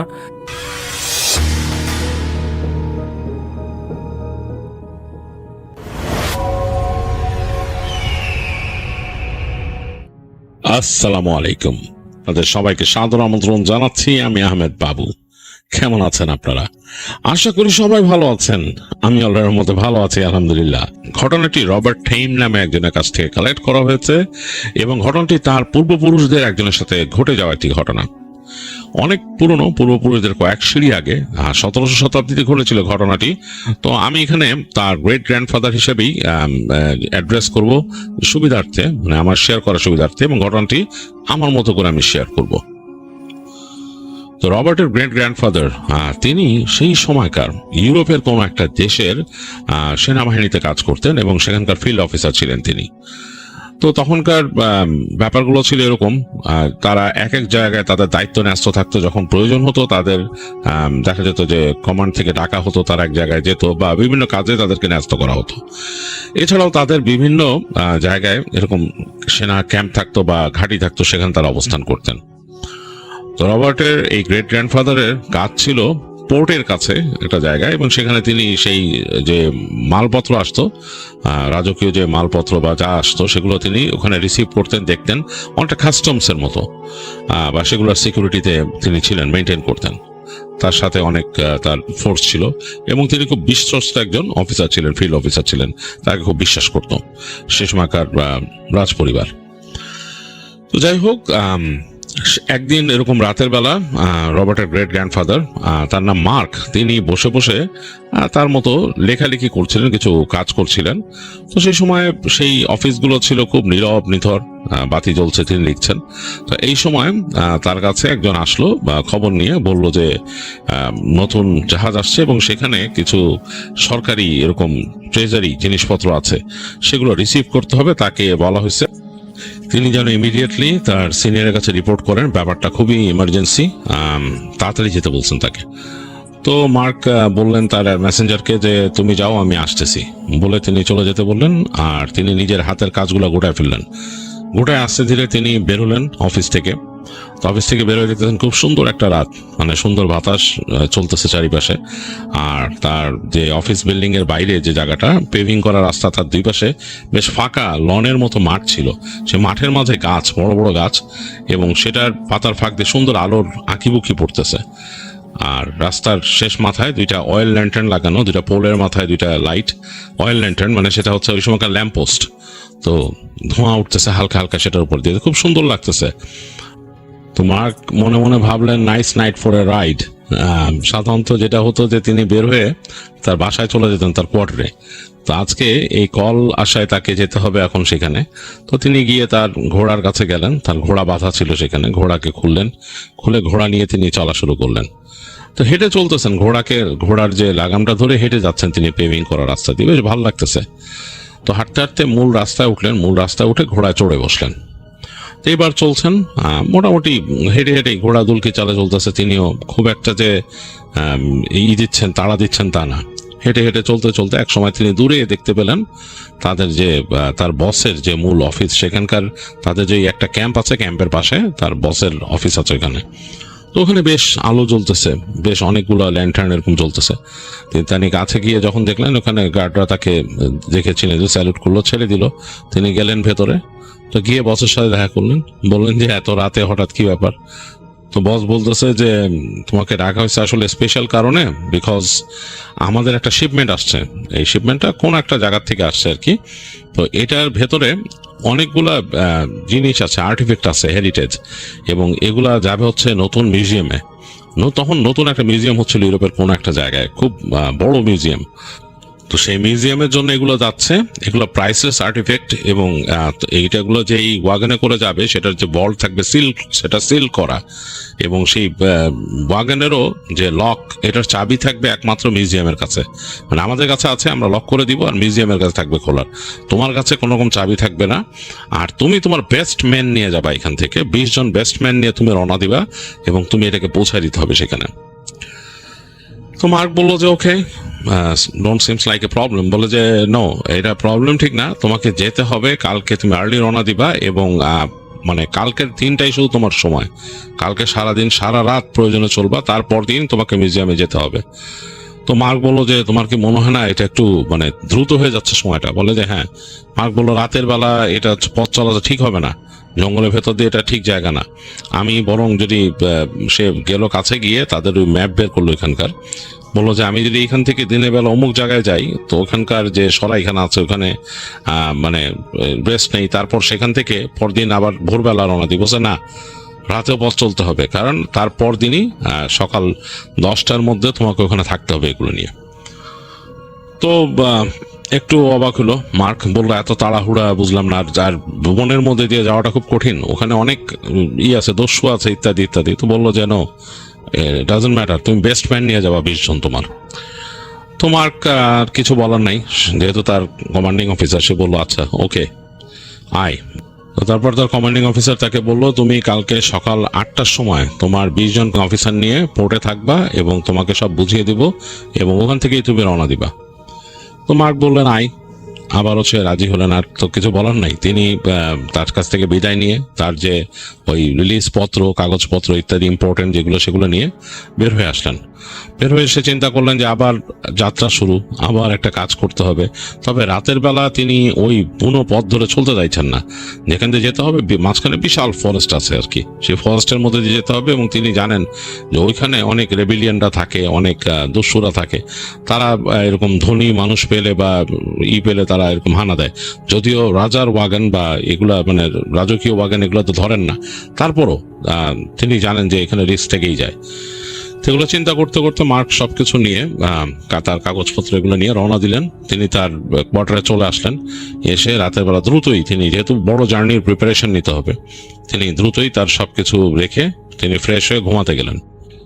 তো খুব ভোরে মার্ক উঠে চলে গেলেন তাদের ওখানকার ব্যারাকে, এবং ব্যারাকে গিয়ে তিনি সেখানকার যিনি অফিসার তাকে বললেন যে নাম প্রপোজ করলেন যে অমুক অমুক অমুককে আমার দরকার। সেরকম করে তিনি 5 জনের নাম প্রপোজ করলেন, 5 জনকে নিয়ে আসা হলো। তারা এসে কথা বললেন ওনার সাথে, তাদেরকে তিনি চেনেন এবং ওনার আন্ডারে আগে সার্ভ করছেন, তো হি নোজ দেম বেটার। তাদের সাথে কথা বলে বললেন যে তোমরা তোমাদের মতো 15 জন মানুষ নাও যারা তোমার আন্ডারে ভালো সার্ভ করে। তো ওই 5 জনই পিক আপ করে আরো বাকি 15 জনকে নিয়ে নিল। বললো যে আমাদের একটা এরকম কনসাইনমেন্ট নিয়ে যেতে হবে, রাজকীয় কনসাইনমেন্ট, তো এটার দায়িত্বে আমরা থাকবো, ইত্যাদি ইত্যাদি ব্রিফ করলেন। করে তিনি সবাইকে বললেন যে চলো আমরা পোর্টের দিকে যাবো, 8টার মধ্যে রিপোর্টিং টাইম, মানে আমাদের সময় নেই, খুব দ্রুত। তো যাই হোক, তিনি তার মতো চলে আসলেন এবং দেখলেন যে ঠিক 8টা বাজার 20 মিনিট আগেই তার যে অফিসের সামনে একজন 20 জন পুরোপুরি তাদের সাজে সজ্জিত হয়ে ঘোড়া নিয়ে চলে আসছে। তো তার কাছে বেশ ভালো লাগলো এই নিয়মানুবর্তিতা দেখে। তারপর সবাইকে নিয়ে তিনি রওনা দিলেন সে পোর্টের দিকে, এবং আসলে 8টার মধ্যে তারা পৌঁছায় গেলেন, একদম এক্সাক্ট টাইমে সেখানে পৌঁছালেন। পৌঁছানোর পর দেখলেন যে ঠিকই পোর্টের বাইরে, মানে পোর্টের গেটের বাইরে একটা অংশে বিশাল একটা স্টেজ ওয়াগন দাঁড়ানো, এবং এটা খুব সুন্দর করে অদ্ভুতভাবে সিল করা। এরকম সিল করতে তিনি দেখেননি এর আগে কিছুকে। মানে এটার 2 পাশ থেকে মেটাল বার দিয়ে পুরো দরজা সিল করে দিছে, এবং সেটার মধ্যে মোটা মোটা 3টা তালা ঝুলতেছে, এবং ওই পাশেও 3টা তালা ঝুলতেছে। এবং বুঝলো যে ভেতরের দিকেও কোনো মেটাল একটা বক্সের মতো কিছু লাগানো আছে বা বসানো আছে ভিতরে। কারণ হচ্ছে যে এই স্টেজ ওয়াগনের এই পাশে জানালা ছিল, এই সারসির ওই পাশে কাচের ও পাশে দেখতেছে তিনি এরকম মানে মেটাল দেখা যাচ্ছে। তার মানে ওইটা মানে হয়তো বন্ধ করে দিচ্ছে বা বড় কোনো বক্স এটার মধ্যে বসানো আছে, যেটার কারণে এরকম। তো তিনি চিন্তা করছে এটা খুলবে কিভাবে। পরে বুঝতে পারলেন যে মেকানিজমটা, যে এই দরজাটা ভাঁজ হয়ে যাবে, এই যে তালা খুললে এটা অনেকটা পাল্লায় ভাঁজ হয়ে খুলবে, স্পেশাল ভাবে বানানো। যাই হোক, মার্ক এরকম ওয়াগন আগে দেখেন নাই, তিনি ফার্স্ট দেখলেন। এটা মানে স্পেশালি মেড, এবং এটার সাথে বড় বড় মানে খুব দানবীয় সাইজের 3টা ঘোড়া লাগানো, এবং সেই সামনে যে বড় লন্ঠন গুলো লাগানো, ল্যান্টার্ন, সেটাও খুব পাওয়ারফুল ল্যান্টার্ন বোঝা যাচ্ছে। আর বেশ সুন্দর, কোচওয়ানের যে চেয়ার সেটাও সুন্দর। তো বেশ ভালো লাগলো তার কাছে এই গাড়িটা দেখে। তো এই সময় দেখলেন যে তার ওখান থেকে তার কমান্ডিং অফিসার তিনি হেঁটে আসতেছেন ভেতর থেকে। তার হাতে এরকম একটা লেটার, মানে চিঠি, সেটা আটকানো, সিল করা উপরে। তো সেটা এনে তার হাতে দিলেন, দিয়ে বললো যে এটা মিউজিয়ামের হাতে দিবেন, মানে মিউজিয়ামের যে ওখানকার কিউরেটর সে এটা নিবে, এবং এই তো তারপর তোমার কাজ শেষ Mark, and thank you very much. তারপর তুমি ফিরে আসতে পারো, তোমাকে 7 দিনের ছুটি দেওয়া হবে এরপরে। তো ছুটির কথা শুনে মার্ক খুব খুশি হয়ে গেল। সে সাধারণত এরকম স্পেশাল ছুটি পায় না, মানে হঠাৎ করে 7 দিনের ছুটি এরকম। তো সে খুশি হয়ে সে তার কমান্ডারকে থ্যাংক ইউ দিল, দিয়ে সে বলল যে তোমার কোথায়, কোচম্যান কই? তো তখন দেখলো যে কোচম্যান আসছে ভেতর থেকে, এবং সে specially assigned to carry this thing. তো সে আসলো, এসে সে ওই কোচে বসলো, তার সাথে পরিচয় হলো। হওয়ার পরে তাকে তার যে কমান্ডার বললো ওকে বিদায়। তো তিনি স্যালুট দিয়ে রওনা দিলেন। তো চলা শুরু করছে, এই ক্যারিজ চলতেছে সামনে, এবং সেটাকে ঘিরে ফেলছে মার্কের যে ইউনিট, তারা ঘিরে রাখছে, তারা চারিপাশে ঘিরে রাখছে, এবং সেই ক্যারিজ মাঝখানে এভাবে চলতেছে। তো চলতে চলতে তারা মূল রাস্তায় উঠে আসলো, এবং তারপরে আস্তে আস্তে তারা যেই সড়ক ধরে চলে যাবে অন্য শহরের দিকে, সেই রাস্তায় চলে গেল। চলতেছে সারা দিন এভাবে কাটছে। মাঝখানে একটা ব্রেক নিয়েছিল তারা, ব্রেকে সবাই খাওয়া দাওয়া করছে, করে আবার চলতেছে। তো মার্ক বলে রাখছে যখনই আমরা কোথাও থামতেছি তখন অবশ্যই ক্যারিজের 4-5টা ঘিরে রাখবা, তোমরা একবারে সবাই করবা না, এখানে 10 জন থাকবে এটার সামনে, আর 10 জন যে অন্যান্য কাজ যা করার করবা, আবার এই 10 জন আসলো, ওই 10 জন, এভাবে সে জিনিসটাকে একটা রুটিন করে দিছে। তো এইভাবে তারা কিছু এরকম ব্রেক দিতে দিতে চলে আসলো, প্রায় সন্ধ্যা হয়ে গেছে, রাত। তখন তারা ওই যে সরাইখানার কথা বলছিল, সেই সরাইখানার কাছাকাছি চলে আসছে মার্কের। তো মার্ক অনেক সময় আছে যে নিজের মতো কিছু সিদ্ধান্ত নিতে চলার পথে। তো সে একবারও চিন্তা করছিল যে আমি এক কাজ করি, এখানে থেকে যাই সরাইখানায়, এখানে থেকে ভোরে, মানে খুব আর্লি, মানে রাত যখন মানে লেট হয়ে যাচ্ছে, পড়ে যাচ্ছে, রাত যখন শেষ হয়ে যাচ্ছে, তখন খুব আর্লি মর্নিং এ বের হই। কিন্তু পরবর্তী চিন্তা করলো যে না, আসলে সময় মেকআপ করতে পারবো না, তাহলে তো সময় যদি মেকআপ করতে না পারি, এবং আমাকে বলছে যে এটা একটা মিউজিয়ামের ব্যাপার এবং সেখানে পৌঁছাইতে হবে টাইম মতো। তো পরে চিন্তা করলো যে না, আমি এর চেয়ে বরং আমি যদি আরো দ্রুত চলতে পারি, আমি যদি পৌঁছায় যেতে পারি মিউজিয়ামের সময়ের আগে, সেটা তো আমার জন্য ভালো। এই চিন্তা করে আর থামলো না সেখানে, সবাইকে বললো যে এই সরাইখানার পরে একটু সামনে যে ফাঁকা জায়গা আছে ওইখানে যে একটা ব্রেক নিতে পারো, তারপর আমরা চলে যাব, আবার রওনা দিব, এবং এরপর তো কিন্তু বনের পথ শুরু হইতেছে। তো সবাই মোটামুটি প্রিপেয়ার হয়ে গেল, এরকম এক জায়গায় থেমে তারা সবাই একটু মানে মানে ফ্রেশ হয়ে গেল, ফ্রেশ হয়ে তারপর আবার রওনা দিল। তো চলতেছে চলতেছে, এরপর সেই বনের পথ শুরু হয়েছে, এবং বনের পথটা একেবারে অন্যরকম। দেখা যাচ্ছে যে রাতের বেলা ঠান্ডা বেড়ে গেছে, ওই জায়গায় কুয়াশা ভেসে বেড়াচ্ছে এদিক ওদিক, এলোমেলো ডালপালা, এবং এর মাঝখান দিয়ে রাস্তাটা চলে গেছে। রাস্তা কোনো জায়গায় মসৃণ, কোনো জায়গায় অমসৃণ, অনেক এখান থেকে অনেক ক্যারেজ চলে, এর জন্য সেটার একটা ব্যবস্থা আছে, কিন্তু বেশ ভৌতিক রাতের বেলা।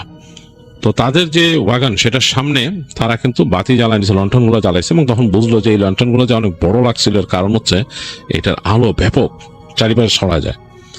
তো এই ফাঁকে মার্ক চলে আসলো সেই যে কোচম্যান, তার কাছাকাছি তার ঘোড়া নিয়ে আসলো, এবং তাকে জিজ্ঞেস করতেছে যে কতদিন ধরে এরকম করো? তো কোচম্যান বলতেছে আমার কাজই এটা, আমি সবসময় স্পেশাল যে কনসাইনমেন্ট এগুলো ক্যারি করি। বলতেছে যে স্পেশাল? মার্ক বলতে কি আছে ভিতরে?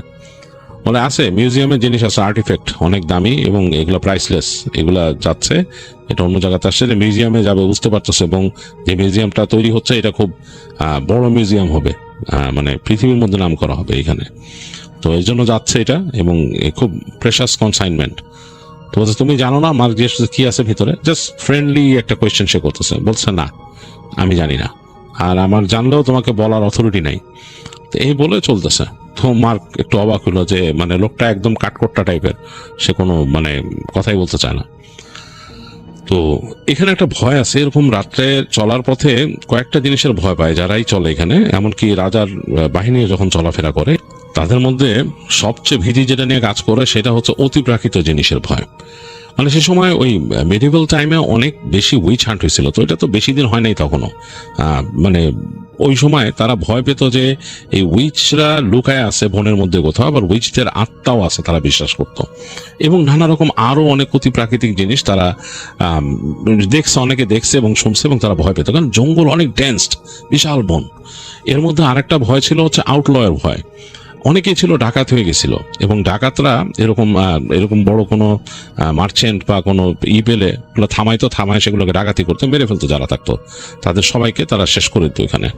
তো এই ডাকাতদের একটা ভয় ছিল, আর ভয় ছিল উলফের প্যাক চলাফেরা করতো। তো এই উলফের প্যাকের সামনে যদি কেউ পড়তো তাহলে কিন্তু একেবারে মানে খারাপ অবস্থা, যদিও তারা আর্মার পড়া সবকিছু পড়া, তারপরও ভয়ঙ্কর আক্রমণ হতো। তো এই সবকিছু নিয়ে তারা বেশ ভয়ে ছিল, এবং এই যে এদের টোটাল যে এই যে পসিটা চলতেছে এরাও কিন্তু বেশ ভয় আছে। রাতের বেলা এই ল্যান্টার্নের আলোতে যতদূর যাচ্ছে তাদের এই যে ক্যারিজটার সামনে 2টা ল্যান্টার্ন, পাশে ল্যান্টার্ন 2টা, মানে বেশ আলো ছড়াচ্ছে, তারপরও তারা ভয়ে আছে। এবং ল্যান্টার্নের আলোগুলা এই যে সাথে যে যারা এখানে যারা সোলজার আছে তাদের যে আর্মার আছে সেটার মধ্যে লেগে চমকাচ্ছে, আর্মারগুলো একদম পলিশ করা আর্মার, সেগুলোর মধ্যে চমকাচ্ছে। তো মার্ক এই তার বাহিনীকে ভয় যাতে না পায় এর জন্য, এবং তার সাথে আরো 5 জন তার ইমিডিয়েট জুনিয়র অফিসার আছে যারা তাদের সাথে কথাবার্তা কমিউনিকেট করতেছে, তারাই তো বাকিদেরকে পিক করছে। তো সবাইকে বেশ চিয়ার আপ করার চেষ্টা করলো, সামনে চলে যাচ্ছে, অনেক সময় ছোটখাটো জোক করতেছে, কথা বলতেছে, যাতে অন্যরা চিয়ার আপ থাকে। এভাবে করতে করতে তার যে জুনিয়র অফিসার যারা ছিল তার মধ্যে একজন এসে বলল যে বস, সামনে একটা আছে, বাঁক আছে, এবং বাঁকের পাড়িতে একটা ছোট্ট স্ট্রিম আছে, এই স্ট্রিমটা খুব খারাপ, আমাদের কিন্তু এটা ক্রস করতে হবে। এই হাঁটু পানির নিচে পানি, বাট ওই জায়গাটা কিন্তু আসলে ভয়ের। তো মার তখন জিজ্ঞেস করতেছে যে কি জন্য ভয়ের? বলে ওইখানে উইচ আছে।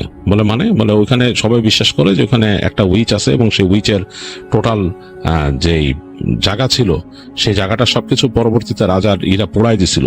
তো মানুষ বিশেষ করে যে উইচ এখন ওইখানে আছে, এবং এ কিন্তু মানুষকে ক্ষতি করে, এবং অনেকের কাছে লোক মুখে শোনা যায় সে নাকি মানুষকে বিভিন্ন রকমের প্রবলেম করছে। তো তখন মার্ক বলে যে এখন এটা নিয়ে চিন্তা করে লাভ নাই, আমাদের যদি ওই স্ট্রিমের উপর দিয়ে যেতে হবে, কোনো সমস্যা নাই, উই মাস্ট ক্রস। এটা বলে সে বলে সাহস দাও সবাইকে, বলো কোনো ব্যাপার না, আর এটা নিয়ে বেশি আলোচনা করার কিছু নেই। তো এটা বলে মার্ক নিজে একটু সামনে চলে আসলো পুরো পসির, এবং চলা শুরু করলো। তো তাদের চলতেছে, তাদের যে ওয়াগন চলতেছে, শব্দ একঘেয়ে চাকার শব্দ, ঘোড়ার খুরের শব্দ, কেউ কারোর সাথে কথা নেই, আর্মারে ঘষা লাগতেছে, মানে আর্মার তো সব মেটালের, শরীরের মধ্যে ঘষা লাগতেছে যারা নড়াচড়া করতেছে, এরকম একটা অবস্থা। আর রাতের বন তো জেগে উঠছে, মানে বিভিন্ন রকমের পোকামাকড়ের শব্দ, দূরে পেঁচা ডাকতেছে, এবং অন্যরকম একটা শব্দ।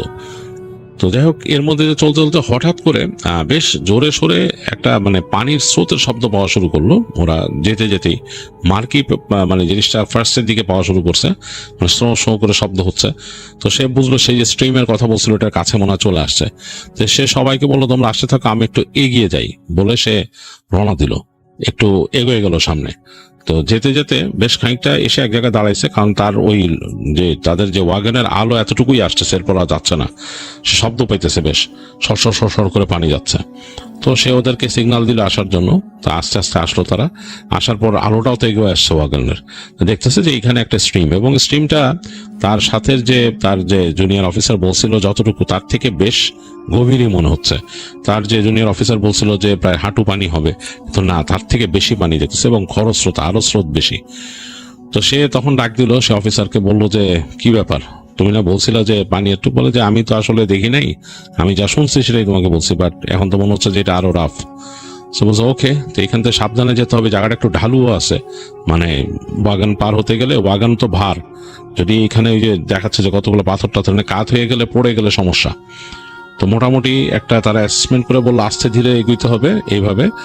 আর তাদের এই যারা ইউনিট ছিল তাদের সোলজারদেরকে বললো ঢালু সাইডে তারা তোমরা বেশি থেকো, যদি ওয়াগন কাত হয় তাহলে যাতে হাত দিয়ে ওটাকে ধাক্কা দিয়ে সোজা করা যায়।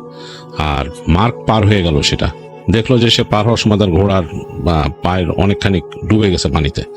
আস্তে আস্তে ওই পাশে উঠে সে ওখানে দিচ্ছে। তখন সে দেখতেছে যে এই ছোট এই যেটাকে বলে স্ট্রিম বা ঝর্ণা, সে ঝর্ণার যে স্রোত চায় যেটা খালের মতো আর কি, তো সেটার ওই পাশ থেকে তাদের যে এই ওয়াগন আস্তে আস্তে করে পানিতে নামছে, ওয়াগনে ঘোড়াগুলো নামলো এবং এগুলো কেমন যেন ছটফট করতেছে, একটু তারা একটু মানে অস্থির হয়ে গেছে, মাথা নাড়তেছে, কেশন নাড়তেছে, একটু অস্থির হয়ে গেছে। চাঁদের আলো এসে পড়ছে গাছগাছালির উপর থেকে এই ঝর্ণার পানিতে, মানে সেই স্রোতস্বিনীর পানির মধ্যে, সেটা কেমন জানি চাঁদের আলোতে একেবারে অন্যরকম লাগতেছে দেখতে। তো ঘোড়াগুলো অস্থির হয়ে গেছে, সেগুলো এরকম ছটফট করতেছে এরকম। এই সময় মনে হলো যে একটা অপরিচিত পাখি কোনো জায়গার থেকে ডাক দিছে। এই পাখির ডাকটা মার্ক কখনো শুনেনি, তীক্ষ্ণ একটা পাখির কণ্ঠের ডাক। তো শুনে মনে হলো যে তার যে ইরা আছে, সোলজার আছে, তারা বেশ মানে অস্থির হয়ে গেল, মাথা এদিক ওদিক করতেছে। তার যে ইমিডিয়েট যে জুনিয়র অফিসার, সে তাড়াতাড়ি মার্কের কাছে চলে আসলো, সে এখানে ছিল, মানে বেশ দূরে না। সে আসলে এসে বললো কি, এই যে উইচের কার্যক্রম শুরু হয়েছে এখানে, এটা উইচ। তো মার্ক বলতে, আরে উইচ এইভাবে পাখির মতো ডাকে নাকি, কি বলো তুমি এসে? তো সে মার্ক নিজের তলোয়ার বের করে ফেলছে, বের করে সে তাকাচ্ছে এদিক ওদিক। এই সময় মনে হলো তাদের সবগুলো ঘোড়াই অস্থির হয়ে গেল, মানে মার্কের নিজের ঘোড়াই মানে এরকম ডাক দিয়েছে নাক দিয়ে এবং সে পা ঠুকতেছে মাটিতে। এরকম সাধারণত সে জানে যে উলফ যদি আশেপাশে এসে পড়ে ঘোড়া এরকম করা শুরু করে। তো সে বললো যে এখানে আমার মনে হয় উলফের কোনো আছে, প্যাক আছে আশেপাশে। এরকম সময় শব্দ পাওয়া শুরু করলো তারা আশেপাশে, যে মনে হচ্ছে যে তাদেরকে সারাউন্ড করে ফেলতেছে উলফ, একটা ঝর্ণার এদিক ওদিক দিয়ে পুরা। মানে কেমন উলফের যে ডাক, নিজেরা কমিউনিকেট করা ডাক, মানে হাউলিং না, নিজেরা কমিউনিকেট করা ডাক, সেটা পাচ্ছে। তো মার্ক কিন্তু মানে বেশ অস্থির হয়ে গেছে, কি করবে। এর মাঝে তাদের ওয়াগন কিন্তু নামায় ফেলছে স্ট্রিমের মধ্যে, এবং ওয়াগনের নিচের চাকা, মানে যে চাকার যে নিচের অংশ, মানে পা দানি যেখানে থাকে ওই পর্যন্ত পানি যাচ্ছে দেখতেছে, সরসর করে যাচ্ছে ওইখান দিয়ে। তো এবং ঘোড়াগুলোও খুব আস্তে আস্তে টানতেছে, কিন্তু ঘোড়াগুলো অস্থির হয়ে গেছে, ডাকতেছে, মাথা এরকম ঝাঁকি দিতেছে বারবার। তো তার যে সোলজাররা ছিল এই পাশে, ওয়াগনের এই পাশে, তারাও বেশ তৎপর হয়েছে যে যদি কাত হয়ে যায় কি হবে, কিন্তু তারাও বেশ মানে টেনশনে আছে। তারাও মনে হয় এদিক ওদিক তাকাচ্ছে বারবার, যে কোনো শব্দ অন্যরকম ভাবে পায় কিনা। তারা যে শব্দগুলো পাইতে সেটাই কেমন জানি লাগতেছে তাদের কাছে। হঠাৎ করে ওই পাখির ডাকটা আরো 2-3 বার আসলো, আর এই সময় ওয়াগনের ঘোড়াগুলো জোরে তাড়াতাড়ি সামনে যাওয়ার চেষ্টা করলো। সামনে যাওয়ার চেষ্টা করাতেই ওয়াগনটা সামনের দিকে বাড়লো, বেড়ে তার একটা চাকা মনে হলো পাথরের খাদে পড়ে কাত হয়ে গেল এই পাশে। তো সোলজাররা সবাই ধরে বসলো এই পাশে, ধরে বসে চাপ দিচ্ছে এটাকে সোজা করার জন্য, কিন্তু এটা সোজা করতে পারতেছে না, অনেক কষ্ট এবং অনেক ওজন ভেতরে মনে হচ্ছে, মানে ভালো ওজন এরকম। তো ওরা প্রচন্ড ঠেলতেছে, কিন্তু ঠেলতে ঠেলতে দেখা গেল যে তারা পারলো না। তাদের মধ্যে 2-3 জন ধূপধাপ করে পড়ে গেল, এই ঝর্ণার মধ্যে পড়ে গেল, মানে এই যে স্ট্রিমের মধ্যে পড়ে কিছুটা সামনে চলে গেল। মেটাল পড়ছে, পাথরের মধ্যে শব্দ হলো, তাদের শরীরে আর্মার আছে। এরপর কড়কড় করে শব্দ করে পুরো ওয়াগনটা কাত হয়ে গেল এক সাইডে, এবং একটা বোল্ডার ছিল বড়, বোল্ডারের মধ্যে আটকায় গেল ওয়াগনের একটা সাইড।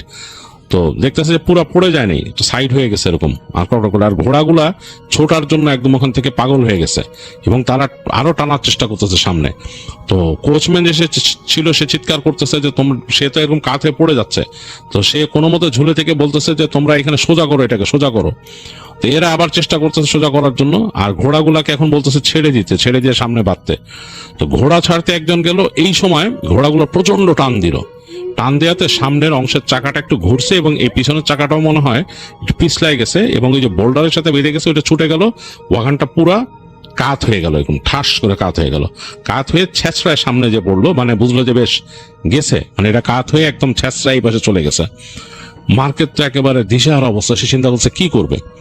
অন্ধকার, এই পাশের যে ল্যান্টার্ন গুলো ছিল নিভে গেছে, আর সামনের একটা ল্যান্টার্নে আলো জ্বলতেছে। মার্ক বলতেছে ওইটাও নিভাইতে, কারণ যদি আগুন ধরে যায় আরেক সমস্যা।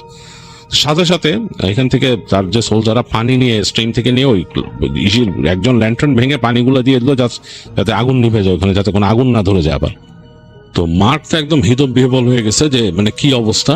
এর মাঝে ওই সামনে যে ঘোড়াগুলোকে মানে খুলে দেওয়া হয়েছিল ওয়াগন থেকে, যাতে ওগুলো মানে এই টানাটানি আর না করে, কারণ অনেক করতেছিল, উদ্ভট কাজ কারবার করতেছিল, ওরা টানাটানি করতেছিল, এতে আরো মানে বাজে অবস্থা হইতেছিল। তো ঘোড়াকে খুলে দেওয়ার সাথে সাথে ঘোড়াগুলো ছুট লাগাইছে ওখান থেকে বের হয়ে। তো এই ঘোড়ার পিছে পিছে আবার ওখানকার 2 জন এখানকার যে সোলজার তারা চলে গেছে ঘোড়ার পিছে পিছে ঘোড়া খুঁজতে, মানে ঘোড়াগুলোকে ট্রেস করে আনতে। তো খারাপ অবস্থা, এবং এর মাঝে যেই সোলজার পড়ে গেছে ওইখানে, তারা উঠছে, এবং উঠে তারা অনেকে ধরে চেষ্টা করতেছে সোজা করার, অনেক ওজন, এরা সবাই মিলে ওটাকে সোজা করতে পারতেছে না। এই সময় হঠাৎ করে এই স্ট্রিমের ওই পাশে, গাছগাছালির ওই পাশ থেকে একটা বাঁশির শব্দ আসলো, পেগান ফ্লুট মানে পেগান বাঁশির মতো। বাঁশির শব্দটা চারিদিকে ছড়ায় যাচ্ছে এবং কেমন জানি একটা টিউন, এবং একটা অংশ বাঁশির যে শব্দটা উদ্ভট ভাবে ফেটে ফেটে যাচ্ছে কেমন জানি, মনে হচ্ছে যে মানে ওইটাকে টিউন, ফাইন টিউন না, কিন্তু বাঁশির শব্দটা ওখানে হচ্ছে এবং চারিদিকে ছড়ায় যাচ্ছে। তো সোলজাররা সবাই তলোয়ার বের করে ফেললে সাবধান হয়ে গেল যে এটা কোনো সিগন্যালিং কিনা। তারা ওই জিনিস তোলার চেষ্টা না করে সবাই সোজা হয়ে দাঁড়ায় আছে। কয়েকজন দাঁড়াচ্ছে স্ট্রিমের মধ্যে, তাদের প্রায় হাঁটুর উপরে পানি, সরসর করে চলে যাচ্ছে তলোয়ার হাতে। তারা এদিক ওদিক তাকাচ্ছে যে ঘটনা কি, বাঁশির শব্দ কোত্থেকে আসছে, কারা বাঁশি বাজাচ্ছে, কোনো ডাকাত বা কোনো কিছু। এই সময় সে উলফের শব্দ তারা শোনা শুরু করলো, গলাটা গড় গড় করতেছে উলফ এরকম, আর কালো একটা ধোঁয়ার মতো মেঘের মতো চারিদিক ছেয়ে গেল। মনে হলো যে একটা ডার্ক মেঘের মতো চারিদিক ছেয়ে যাচ্ছে, একদম চারিপাশে কুয়াশার মতো। তো মানে ভয়ঙ্কর একটা অবস্থা। মার্ক তো খুবই ভয় পেয়েছে। জিনিসটা কি, সে সবাইকে বলতেছে যে তোমরা সবাই ঘিরে দাঁড়াও, ওয়াগনটাকে ঘিরে দাঁড়াও, মানে ওয়াগনের কাছে যেন কেউ আসতে না পারে, কারণ তার তো এটাকে সিকিউর করার দায়িত্ব।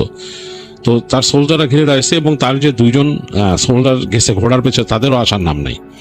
তো মার্ক চিন্তা করতেছে এখন কি হবে, সে চিন্তা করার চেষ্টা করছে। এর মাঝেই সে দেখতেছে চারিপাশ কালো ধোঁয়ার মতো কুয়াশায় ছেয়ে যাচ্ছে, মানে কালচে কুয়াশায়।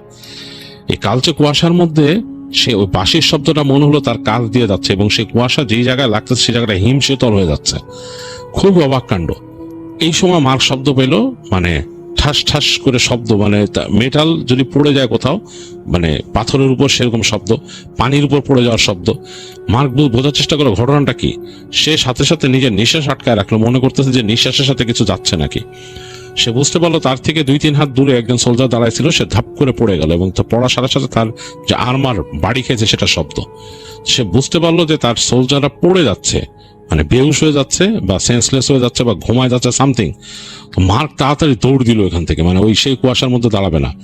দৌড়ায় যে সে দেখলো যে কুয়াশাটা যেখানে ফিকে হয়ে গেছে সেটার বাইরে চলে আসলো সে, এবং সে নিচেও ফাইন্ড আউট করলো যে তার অনেক বেশি ক্লান্ত লাগতেছে, মনে হচ্ছে ঘুম চেপে আসতেছে এরকম। তো সে ওখানে দাঁড়ায়, তার মাথা ঝাঁকা দিল, মাথা ঝাঁকা দিয়ে তার হেলমেট খুলে ফেললো। হেলমেট খুলে ফেলে সে তাকায় দেখতেছে যে সে যেখানটায় দাঁড়া আছে ওখানে চাঁদের আলো পড়ছে, তার থেকে সামনে, বেশ খানিকটা সামনে, কালো কুয়াশার মতো মেঘ জমাট বেঁধে আছে একটা জায়গায়, এবং ওই পাশের কিছু দেখা যাচ্ছে না।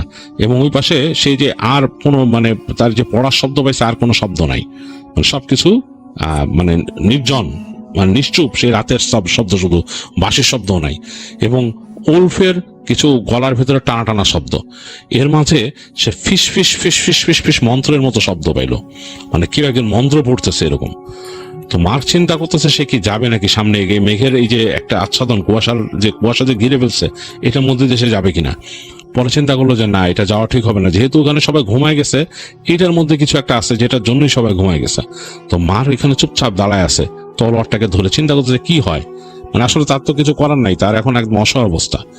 এই সময় সে শব্দ পেল, একটা চড় চড় চড় চড়, মানে ভাঙা চোরার শব্দ, মানে হচ্ছে কেউ মানে কোনো কাঠের জিনিসকে ভেঙে চুরে দুমড়ায় দিতেছে। তো সে বুঝতেছে যে তাদের যে ওয়াগনের লক কেউ ভাঙতেছে। এই লক ভাঙার মতো শক্তি কোনো মানুষের থাকার কথা না। অবাক হয়ে গেল, সেটা কিভাবে সম্ভব। শব্দ যেটা হচ্ছে সে বুঝতে পারতেছে চড়চড় করে ওয়াগনের উপর থেকে কিছু ছিটতেছে এরকম। একটু পরে সে দেখতে পেল যে এই চাঁদের আলোতে ঠিক ওই কুয়াশার ভেতর থেকে এইরকম একটা, মানে চড় একটা তক্তার মতো, মানে দরজা হবে ওয়াগনের, এটা বাতাসে উড়ে যেয়ে এরকম, মানে কুয়াশার উপর থেকে উড়ে গেল, উড়ে যে দূরে ঠাস করে পড়লো, শব্দ হইলো একটা, এবং বুঝতে পারলো যেটা শব্দ। তারপর ঘড় ঘড় ঘড় ঘড় শব্দ, কিছু একটা মানে সরতেছে ওইখান থেকে। আসলে মার্কের কিছু করার নাই, এরকম অমানসিক কাজ যদি কেউ করতে পারে সেখানে কি পরিমাণ শক্তি প্রয়োজন, আর এটা কিভাবে সম্ভব।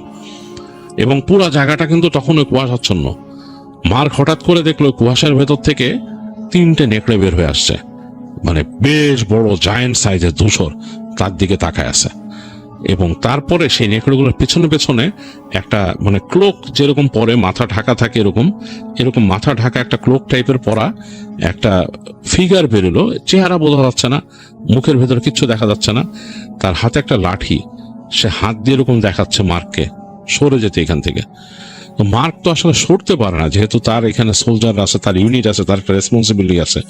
সে তলোয়ারটা নিয়ে সামনে মানে বেড়ে গেল, মানে সে মানে চিন্তা করলো যে ডুয়ার ডাই, আজকে অ্যাটাক করে এখানে হয় শেষ হয়ে যাবো বা কিছু। তলোয়ার নিয়ে সামনে চলে গেল। সে দেখলো যে উল্ফগুলো গড় গড় করে উঠে তার দিকে লাফ দিল। তার উপর ঝাঁপায় পড়লো। তার শরীরে আর্মার আছে, সে বুঝতে পারছে সে ছিটকায় পড়ে গেছে দূরে, ঠাস করে পড়ছে, সে প্রচন্ড ব্যথাও পাইছে সে। এবং তারপরে তার মনে হলো যে তার চোখের সামনে দিয়ে কালো ধোঁয়াটা আসলো, একবারের মতো কালো ধোঁয়াটা এসে তাকে ঢেকে ফেললো। তো মার্কের আর কিছু মনে নাই। তো মার্কের সেন্স আসলো, তাকে দূর থেকে কেউ ডাকতেছে কমান্ডার বলে। তার মানে সে হঠাৎ করে মনে হলো যে অনেক দূর থেকে কমান্ডার বলে কেউ ডাকতেছে, এবং তার চোখে মুখে পানির ছিটা পড়লো। তখন সে ফট করে তাকালো। তো তাকায় সে দেখতেছে আকাশে একটা পূর্ণ চাঁদের আলো চারিপাশে, তার চারিপাশে ছেয়ে আছে আর কি। সে মাথা উঁচা করলো, করে দেখতেছে তার উপর ঝুঁকে আছে 2জন সোলজার তার। এবং তিনি তাদের জিজ্ঞেস করলো, তারা হেলমেট পরা, তিনি তাদের জিজ্ঞেস করলো যে তোমরা কে কে। তো তাদের নাম বললো যে আমরা ওই ঘোড়াগুলাকে পাই নাই, ঘোড়াগুলা চলে গেছে, আর এইখানের এই অবস্থা কেন। তো মার্ককে উঠালো তারা, মার্কও উঠলো তাদের সাথে, উঠে সামনে গেল, দেখলো সামনে যেয়ে দেখতেছে ওই যে স্ট্রিমের পাশে তাদের সোলজাররা পড়ে আছে। এর মাঝে 2জন দেখলো যে উঠে বসে মাথা এরকম হাতাচ্ছে, আর বাকি অনেকে পড়ে আছে। তো আস্তে ধীরে তারা সবাইকে ওঠানোর চেষ্টা করলো। তো উঠতে উঠতে দেখলো যে ওই পাশে ওই তাদের যেই ওয়াগনটা, সেই ওয়াগনের একটা সাইডে 2জন তাদের সোলজার চাপা পড়ে আছে ওয়াগনের নিচে। ওয়াগনটা কাঁদতেছে, সেটা নিচে চাপা পড়ে, ওরা ওদের আর প্রাণ নাই, ওরা ওখানেই শেষ হয়ে গেছে। আর ওয়াগনের এই পাশের যে অংশটা, যেটা তালা মারা ছিল বড় এরকম দিয়ে, এরকম লোহার বার দিয়ে, সেটা নাই, পুরোটা ফাঁকা। তো মার্ক তো পুরো হয়ে গেছে, সে দ্রুত ওখান থেকে ক্লাইম করে উপরে উঠলো। উঠে ভিতরে উকি দিয়ে দেখতেছে যে ওখানে কিচ্ছু নাই, ভেতরটা একটা ফাঁকা, একটা হলো, এর ভিতরে কিছু যা ছিল সেটা নিয়ে গেছে কেউ উঠায়। তো মার্ক তো একদম অবাক হয়ে গেল যে কেমনে কি হলো, এটা কেমনে উঠায় নিল, এটাকে ভাঙলো কিভাবে। এই দরজা বা এই পার্টটাকে ভেঙে যে উড়ায় ফেলছে সেটা সে দেখছে ওই সময়। তো সে খুব অবাক হয়েছে, এবং তার কিছু বলার নাই। সে ওখান থেকে নামলো, নেমে তাড়াতাড়ি তার সোলজারদের খোঁজ খবর নিল। এই 2জন তো এটা তলে পড়ছে, বাকিরা সবাই ঠিক আছে নাকি সে দেখলো যে হ্যাঁ, বাকি যে 18 জনকে পাওয়া গেল। এবং তার যে ওই যে বিশ্বস্ত 5জন ছিল, তাদের মধ্যে একজন হচ্ছে 2জনের একজন, আর 4জন ছিল এখানে। আর সবাইকে এক করে তখন সে সবার কাছ থেকে নিল যে সবাই ঠিক আছে কিনা। তো বললো হ্যাঁ সবাই ঠিক আছে, সবাই নড়তে চড়তে পারতেছে, সবাই চলতে পারতেছে, বাট সবাই খুব ভয় পাইছে। তারা যদিও যোদ্ধা এবং সেনাবাহিনীতে যুদ্ধ করে, তারপরও তার প্রচন্ড ভয় পাইছে। তো দেখলো যে ওই যে 2জন মারা গেছে, তার মধ্যে একজন হচ্ছে যে 5জনের একজন হচ্ছে যে নাকি মার্ককে সাবধান করছিল যে এদিক দিয়ে একটা স্ট্রিম আছে, এখানে যে ডাইনির কথা বলছিল এখানে আসতে না। এসে দেখলো যে সেও ওখানে চলে গেছে, প্রাণ হারাইছে সে। তো মার্ক কি করবে, মার্ক তখন বাকি 4জনের সাথে কথা বললো, তার যে বিশ্বাসী যারা জুনিয়র ছিল তাদের সাথে। আর তারা বাকি সবাইদেরকে কথা বললো, সবাইকে গ্যাদার করলো, বললো যে তোমরা কি দেখছো, তোমরা নিজ চোখে দেখছো কি হয়েছে, তোমরা সবাই এটা সাক্ষী, এটার কোনো এক্সপ্লেনেশন কেউ দিতে পারো। বলে যে না। সবাই বলতেছে যে আমরা কাজ করতেছিলাম, চেষ্টা করতেছিলাম ওয়াগনটাকে সোজা রাখার, এই সময় এরকম ধোঁয়া আসলো, এবং ধোঁয়া আসার পরে একদম ঘুমের অতলে চলে গেলাম আমরা, আমাদের আর কিছু খেয়াল নাই, আমরা আর কিছু দেখি নাই। তো মার্কই হচ্ছে সবচেয়ে লং জিনিসটা দেখছে। এবং মার্ক বললো যে এরকম হয়েছিল, আমার উপর 3টা উলফ ঝাঁপায় পড়ছিল। তো মার্কের শরীরে কোনো কামড় বা আছড়ের দাগ পাওয়া গেল না। তো যাই হোক, তারা বুঝতে পারলো না আর কি ওই সময়।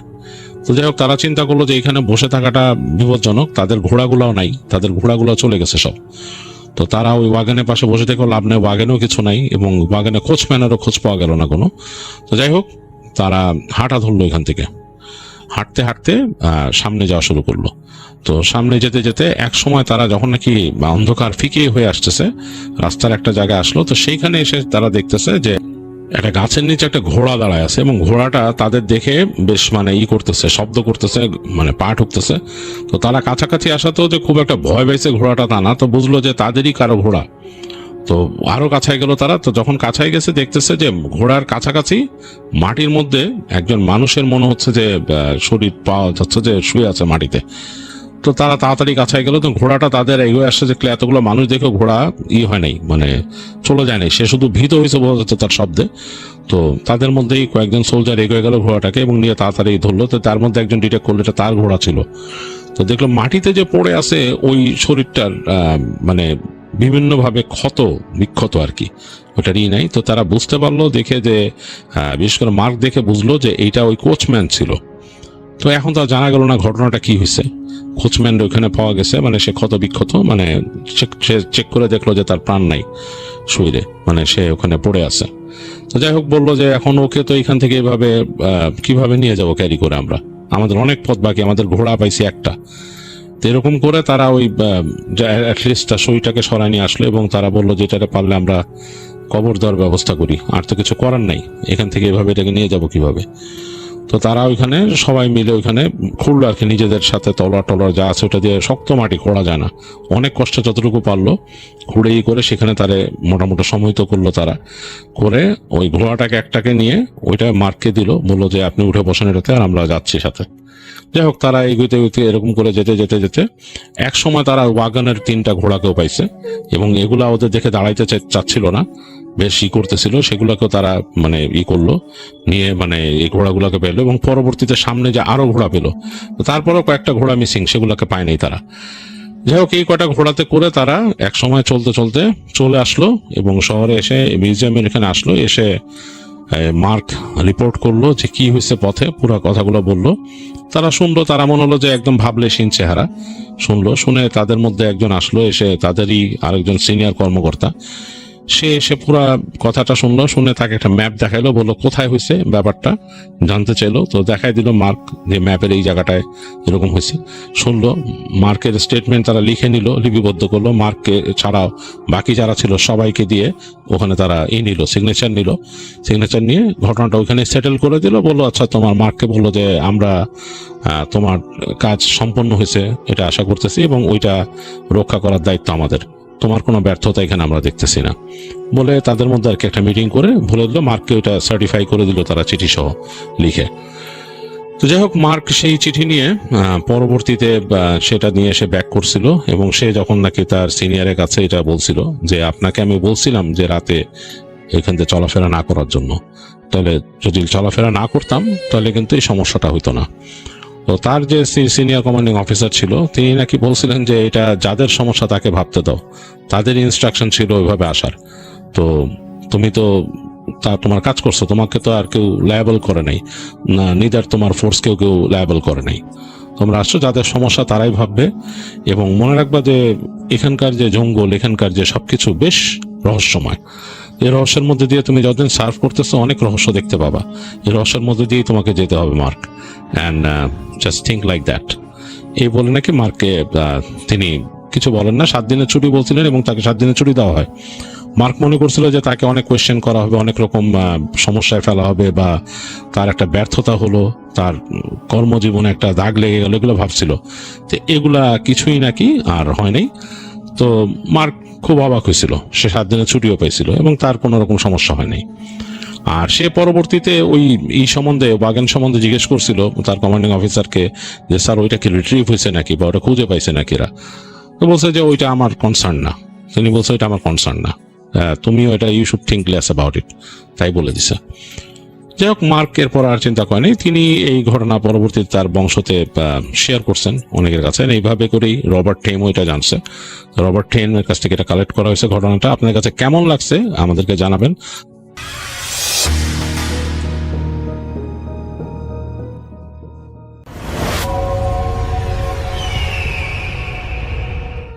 আজকে যে ঘটনাটি আমি আপনাদের সাথে শেয়ার করব, এই ঘটনাটি আমার জেলা রাজবাড়ির। ঘটনাটি আমাকে দিয়েছে মাহিম নামের একটি ভাইয়া। ইতোমধ্যে সেই ভাইয়ার ভিডিও আপনারা দেখেছেন।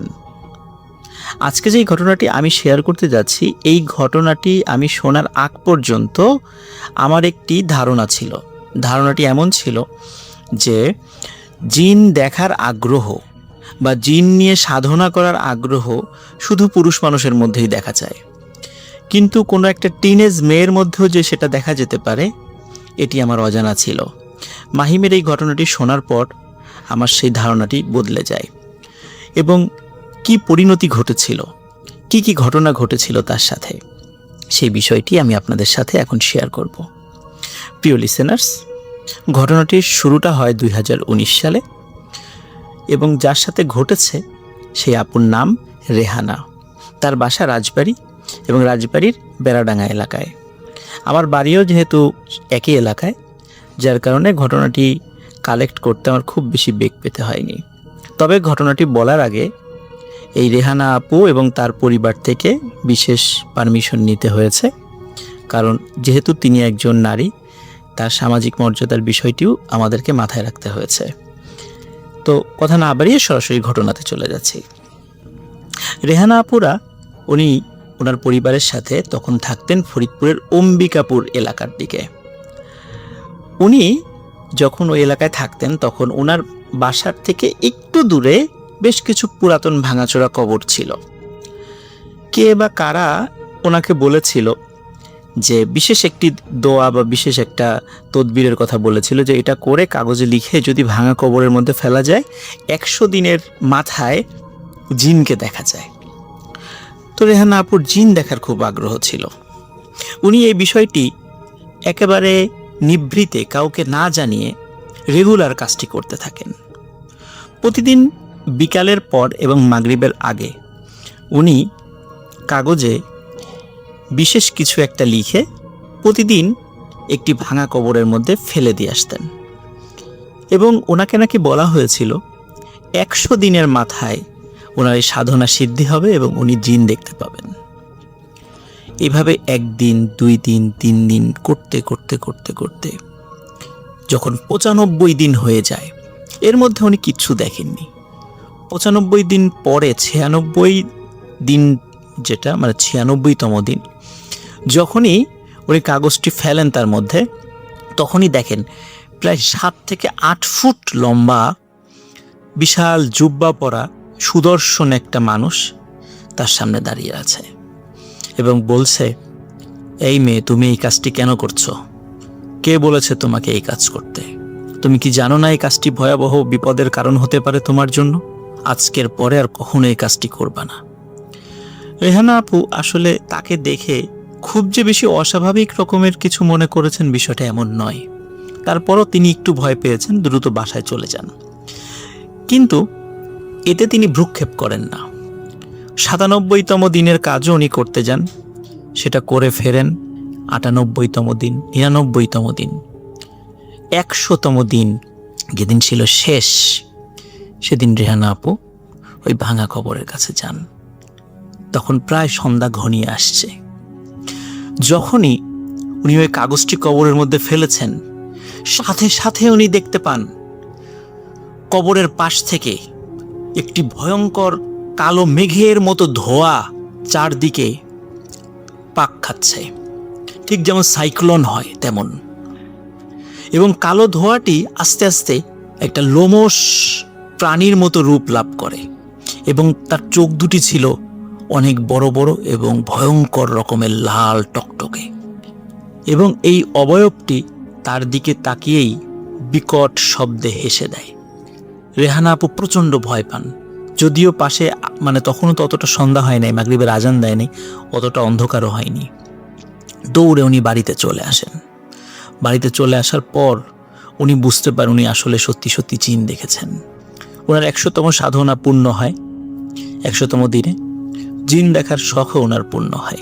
উনি ধারণা করেছিলেন ঘটনাটি হয়তো এখানেই শেষ, কারণ দেখেছেন শেষ হয়ে গেছে, আর হয়তো কিচ্ছু হবে না। কিন্তু কে জানতো যে ওনার জন্য কি ভয়াবহ পরিণতি অপেক্ষা করছে। এই ঘটনার কয়েকদিন পর থেকেই রেহানা আপু অদ্ভুত কিছু জিনিস দেখতে পান। বিশেষ করে রাতের বেলা যখন বাসার থেকে বাইরে বের হন কোনো কারণে, কারণ উনি যখন অম্বিকাপুরে ছিলেন তখন বাসার বাইরে ওয়াশরুম ছিল, কোনো কারণে বাইরে যেতে হলে উনি ভয় পেতেন। কেননা বাইরে গিয়েই উনি চিৎকার চেঁচামেচি শুরু করতেন। উনি দেখতেন ওনাদের বাড়ির চারদিকে যে বেড়া রয়েছে, এই বেড়ার উপরে বিশাল একটি অবয়ব দাঁড়িয়ে আছে। তখন চিৎকার চেঁচামেচি করতেন, কখনো কখনো সেন্সলেস হয়ে যেতেন, বাড়ির থেকে লোক বের হয়ে আসতো।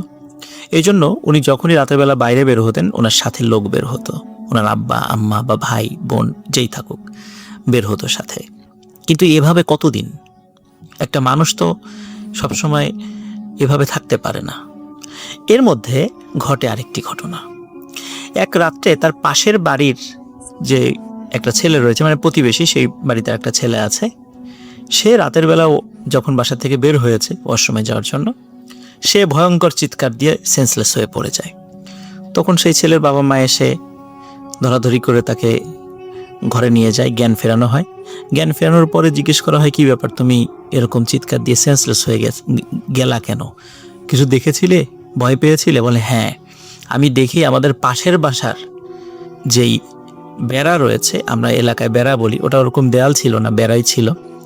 তো দেখছেন, ওই ছেলেটা দেখছেন যে ওই বেড়ার উপরে লম্বা প্রায় 8-10 ফুট লম্বা সাদা জুব্বা পরা একটা লোক দাঁড়িয়ে আছে।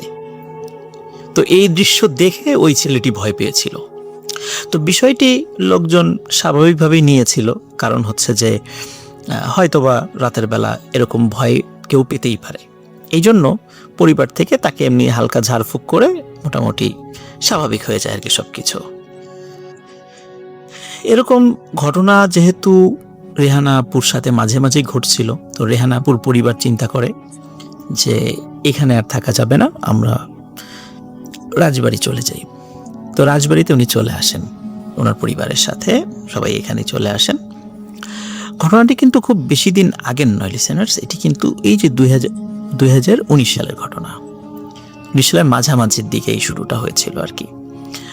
তো রাজবাড়ি আসার পরে আরো ভয়ঙ্কর ঘটনার মুখোমুখি হন তারা। তার মধ্যে কয়েকটা ঘটনা আমি আপনাদেরকে বলি। ফার্স্ট যে ঘটনাটি তারা ফেস করেন, তো রেহানা আপু উনি রাতের বেলা মানে ওয়াশরুমে যাবেন। তো ওয়াশরুমে যাওয়ার জন্য বাসা থেকে বের হয়েছেন। বের হওয়ার পর ওনার পরিবারের লোকজন সাথেই আছে, মানে ওনার বাবা সাথে গিয়েছে। যাওয়ার পরে তো উনি ওয়াশরুমে যাওয়ার পর দেখে আর কোনো সারা শব্দ নাই। 5 মিনিট, 10 মিনিট, আধা ঘন্টা, 1 ঘন্টা হয়ে গেছে, কোনো সারা শব্দ নাই। সবাই চিন্তিত হয়ে পড়ে, কি ব্যাপার, 1 ঘন্টা এ তো অনেক দীর্ঘ সময়। সবাই ডাকাডাকি করে, কিন্তু ভেতর থেকে কোনো সারা শব্দ পাওয়া যায় না। ডিসিশন হয় দরজা ভেঙে ফেলা হবে, যেহেতু কোনো সারা শব্দ পাওয়া যাচ্ছে না, বিপদ আপদ হতে পারে। যখনই দরজা ভেঙে ফেলা হয় তখন দেখা যায় ভেতরে কেউ নাই, ওয়াশরুম শূন্য, অথচ ভেতর থেকে দরজা লাগানো। কোথায় গেলেন তিনি? অথচ সেটা কিন্তু একদম দেয়াল করা, ছাদ করা পাকা ওয়াশরুম, কোনোভাবেই বাইরে বের হওয়ার কোনো উপায় নাই। চারদিকে হই হই রই রই পড়ে গেল, তিনি গায়েব হয়ে গেছেন। যেহেতু ওনার আগের থেকেই সমস্যা ছিল, আশেপাশের আত্মীয় স্বজনরাও সেই বিষয়ে অবগত ছিলেন, সবাই খোঁজা শুরু করলেন। খুঁজে খুঁজে কোথাও পাওয়া যায় না। অবশেষে আমাদের বেড়াডাঙ্গি এলাকা থেকে বেশ দূরে একটি মানে ঝোপঝাড়ের মতো আছে একটা জায়গা, ওই জায়গাতে ওনাকে একজন বয়স্ক লোক পড়ে থাকতে দেখেন। তিনি কাছে গিয়ে দেখেন যে রেহানা আপুর গলা দিয়ে রক্ত পড়ছে এবং উনি গড় গড় আওয়াজ করছেন। তো উনি রেহানা আপুকে দেখে চেনে ফেলেন, সাথে সাথে রেহানা আপুর বাবাকে ফোন দেন। ফোন দেওয়ার পরে রেহানা আপুর বাবা এবং আরও লোকজন নিয়ে এসে তাকে উদ্ধার করে বাড়িতে নিয়ে যান। তাকে যখন একটু সুস্থ করা হয়, তাকে জিজ্ঞেস করা হয় যে কি ব্যাপার, ওয়াশরুম থেকে তুমি কোথায় চলে গিয়েছিলে? সে কিছুই বলতে পারে না। সে বলে, আমি ঢোকার সাথে সাথে আমার আর কোনো সেন্স নাই, পরে দেখি আমি ওই ঝোপের কাছে পড়ে আছি। তখন এই মুরব্বী আমাকে দেখতে পান এবং তোমাদেরকে খবর দেয়, তারপর তোমরা নিয়ে আসছো। এরপরে ঘটে আরেকটি ভয়ঙ্কর ঘটনা। সেটি হচ্ছে রেহানা আপু যখনই বাইরে যেতেন, তখনই সেই দিনের বেলা হোক রাতের বেলা হোক, তখনই সাথে কেউ না কেউ যেতেন। এটাই বিভিন্ন লোকের নির্দেশনা ছিল, কারণ এই জন্য বিভিন্ন লোককে হুজুর, কবিরাজ, ওঝা তাদেরকে দেখিয়েছেন। তারা বলছেন যে, সবাই বলেছেন উনি যেন একা কোথাও না যায়, 1 মিনিটের জন্য একা কোথাও ছাড়া যাবে না তাকে, তাহলেই বিপদ হয়ে যাবে। উনি একজন স্যারের বাসায় প্রাইভেট পড়তেন, তো ওনার মা সাথে যেতেন, সারাক্ষণ বসে থাকতেন, আবার তাকে বাসায় নিয়ে আসতেন। তো এরকম ভালোই যাচ্ছিল, প্রথমে কোনো সমস্যা হচ্ছিল না। একদিন ওনার মায়ের বিশেষ কোনো একটা কাজ পড়ে যায়, খুব জরুরি একটা কাজ পড়ে যায়। তখন রেহানা আপুকে বলে যে তুমি একটু কষ্ট করে বাসায় একা একা চলে আসো, যেহেতু বাসার পাশেই ছিল একদম সেই স্যারের বাড়ি, বেশি দূরে না, তুমি চলে আসো। তখন রেহানা আপু বলেছে যে ঠিক আছে, আমি চলে আসবো। আর রেহানা আপুর মাও চিন্তা করেছে যে তুই এতদিনে তেমন কিছু হয় নাই, এখন হয়তো বা সমস্যা নাই, আর এই সামান্য সময়ের জন্য আর কী হবে, দিনের বেলা কোনো সমস্যা হওয়ার কথা না। রেহানা আপু টিউশন শেষ করে বাসায় আসার পথে হঠাৎ করে ওনার মনে হয় উনি একটু দোকানে গিয়ে ওয়েফার কিনবেন। ওয়েফার নিশ্চয়ই চিনতে পেরেছেন, লম্বা লম্বা স্টিকের মতো এক ধরনের মিষ্টি খাবার। আমরা সবাই যেটা খুব পছন্দ করি। ওয়েফার কিনতে দোকানে গিয়েছেন উনি, ওয়েফার কিনে বাসায় আর উনি ফেরত আসেননি। দেরি হয়ে যাচ্ছিল যখন, তখন তার মা সেই স্যারের বাসায় যান। স্যার বলে ও তো অনেক আগে চলে গেছে। অথচ যখন বাসায় আসেনি তখন রেহানা আপুর আম্মা খুব চিন্তিত হয়ে পড়েন, কোথায় গেল, আবার কি বিপদ হলো। রেহানা আপুর মা তো পাগল হয়ে যান প্রায়, কোথায় হারিয়ে গেল। তখন ওই দোকানদার বলে যে ও তো আমার দোকান থেকে ওয়েফার কিনেছিল, তারপর তো বাড়ির দিকেই গেল। তখন রেহানা আপুর মা বুঝতে পারেন এইবার কোনো ভয়ঙ্কর ঘটনা ঘটে গেছে। চারদিকে খোঁজ লাগানো হয়, কোথাও পাওয়া যাচ্ছে না। রাত 1টা বেজে যায়, তাও ওনাকে পাওয়া যাচ্ছে না। অবশ্য ডিসিশন নেওয়া হলো যেহেতু পাওয়া যাচ্ছে না, থানায় জিডি করা হবে। জিডি করার জন্য তার পরিবারের সদস্যরা যখন রাজবাড়ী সদর থানায় যাওয়ার জন্য উদ্যত হন, তখন হঠাৎ করে একজন অটোরিকশা চালক, বেড়াডাঙ্গা এলাকারই, তিনি এসে রেহানা আপুর বাসায় এসে খবর দেন যে রেহানাকে দেখা গেছে শিক্ষা অফিসের সামনে। কারণ আমাদের বেড়াডাঙ্গা এলাকাতেই মানে জেলা শিক্ষা অফিস আছে একই জায়গায়, জেলা শিক্ষা অফিস, জেলা প্রাথমিক শিক্ষা অফিস দুটোই একই জায়গায়। ওইখানে সামনে তাকে দেখা গেছে। তখন রেহানা আপুর বাবা বলছে যে তুমি তাকে নিয়ে আসলে না কেন? তখন তিনি বলছেন যে আমি তাকে নিয়ে আসার চেষ্টা করেছিলাম, কিন্তু তার আচরণটা অস্বাভাবিক লেগেছিল, সে অটোতে ওঠে নাই, এই জন্য আমি দ্রুত আপনাদেরকে খবর দিয়ে গেলাম। তখন সবাই তাড়াতাড়ি সেখানে যায়, গিয়ে দেখে যে রেহানা আপু সেখানে আছেন। সেখান থেকে তাকে উদ্ধার করে নিয়ে আসা হয়। কিন্তু অদ্ভুত ব্যাপার, রেহানা আপুর পুরো শরীর ভরা রক্ত আর রক্ত, অথচ ওনার শরীরে কোথাও কোনো কাটা দাগ নেই, কিন্তু পুরো শরীর ভরা রক্ত এবং ভয়ঙ্কর রকমের দুর্গন্ধ তার শরীর দিয়ে। তাকে দ্রুত ফ্রেশ করানো হয়। ফ্রেশ করানোর পর তাকে জিজ্ঞাসা করা হয় কি ঘটেছিল। রেহানা আপু বলেন তিনি যখন ওয়েফার কিনে বাসার দিকে ফিরছিলেন, হঠাৎ করে একটি আলোর ঝলকানি উনি চোখে দেখতে পান। তারপরে উনি আর কিছুই দেখেননি। দীর্ঘক্ষণ তার কিছু মনে নাই বা ওনার কোনো সেন্স ছিল না। যখন সেন্স ফেরে তখন দেখে যে একটি দ্বীপের উপরে উনি বসে আছেন, চতুর্দিকে শুধু রক্ত আর রক্ত, মনে হচ্ছে রক্তের সাগর। সেই সাগরের মাঝখানে ছোট্ট একটি দ্বীপ এবং চারদিকে রক্তের সাগর এবং ঢেউ খেলছে সেই রক্তের সাগরে। এবং সেই দ্বীপে তিনি একা নন, ছোট ছোট অনেকগুলো কুকুরের বাচ্চা রয়েছে। এবং কুকুরের বাচ্চা কিন্তু স্বাভাবিক কুকুরের বাচ্চার মতো নয়। এই কুকুরের বাচ্চার মাথাগুলো ছিল স্বাভাবিকের তুলনায় অনেক বড় এবং দাঁতগুলো ছিল অনেক বড় বড় লম্বা এবং চোখগুলো ছিল লাল লাল। তারা রেহানা আপুর চতুর্দিক থেকে আক্রমণ করার চেষ্টা করছিল, তার জামা ধরে কামড় দিয়ে টানছিল এবং চেষ্টা করছিল সেই রক্তের সমুদ্রের মধ্যে তাকে নামিয়ে নিতে। অনেকক্ষণ ধরে চেষ্টার পর যখন ওই কুকুরের বাচ্চাগুলো কোনো এক কারণে তাকে নিয়ে যেতে পারছিল না ওই সমুদ্রের মধ্যে, হঠাৎ করে রেহানা আপু চোখের সামনে আবারও একটা আলোর ঝলকানি দেখতে পান এবং তারপরে নিজেকে আবিষ্কার করেন জেলা শিক্ষা অফিসের সামনে। এরপর বেশ আরও ভালো ভালো কিছু তান্ত্রিক কবিরাজকে ডেকে নিয়ে আসা হয়। এরপরে বেশ দূর থেকে একজন খুব ভালো কবিরাজ আসেন। তিনি এসে একটি পরীক্ষা করেন। সেটি হচ্ছে একটি কাচের পাত্রের মধ্যে, একটি কাপের মতো একটি পাত্র, সেই পাত্রের মধ্যে একটি গাছের পাতা, শুকনা পাতা উনি পানির মধ্যে দেন। দেওয়ার কিছুক্ষণের মধ্যে ওই কাপের মধ্যে যেভাবে পানির পাক হয়, যেভাবে পানিতে সাইক্লোন হলে যেরকম হয় আর কি, আমরা অনেক সময় নদীতে পানির পাক দেখি, কাপের মধ্যে ওরকম পানির পাক শুরু হয়ে গেছে এবং পানিটা আস্তে আস্তে কালো থেকে আরও ঘন কালো হয়ে যাচ্ছে এবং ওই পানির মধ্য থেকে এক ধরনের ধোঁয়া সবার সামনে বের হয়ে যায়। তখন ওই কবিরাজ বলে যে এর সাথে যে ভয়ঙ্কর একটা জিনিস লেগে গেছে, এ সহজে যাবে না। তবে রেহানাকে অনেক আগেই এই ভয়ঙ্কর জিনিসটা নিয়ে যেত, কিন্তু একটি শুভ শক্তি যেটি তাকে বারবার সেভ করছে, প্রত্যেকবার তাকে সেভ করে, নিতে গিয়েও নিতে পারে না, প্রতিমধ্যে রেখে তাকে চলে যায়। ওই একটা ভালো শক্তির কারণে এখনও সে বেঁচে আছে। প্রিয় লিসেনার্স, এই ভালো শক্তি হচ্ছে সেই শক্তিটা রেহানা আপু প্রায় 96তম দিনে যেই সাদা জুব্বা পরা একটি অবয়বকে দেখেছিলেন, যে এসে বলেছিল তুমি এই কাজটি করো না, এটি হচ্ছে সেটি।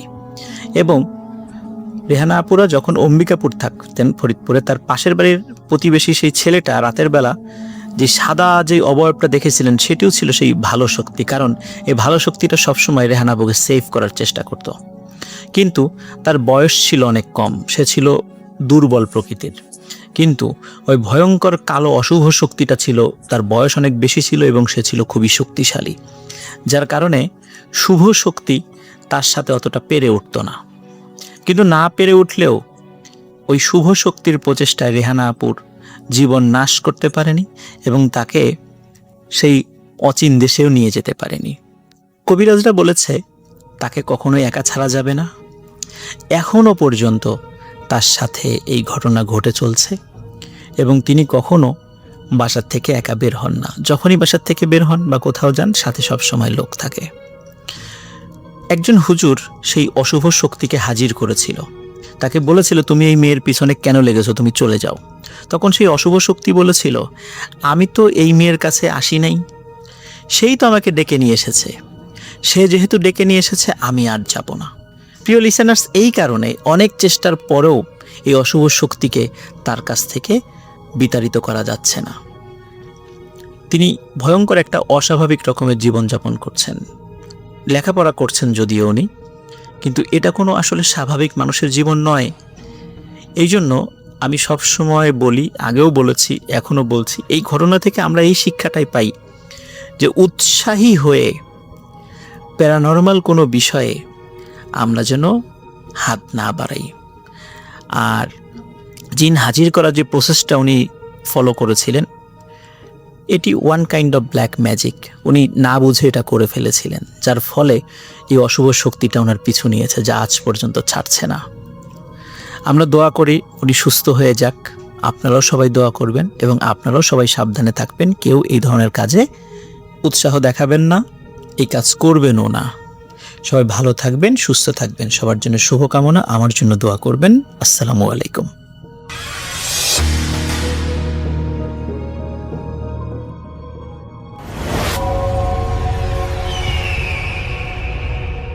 হ্যালো লিসেনার্স, হ্যালো রাসেল ভাই, আসসালামু আলাইকুম। আশা করি সবাই ভালো আছেন, ভালোর তলেই আছেন।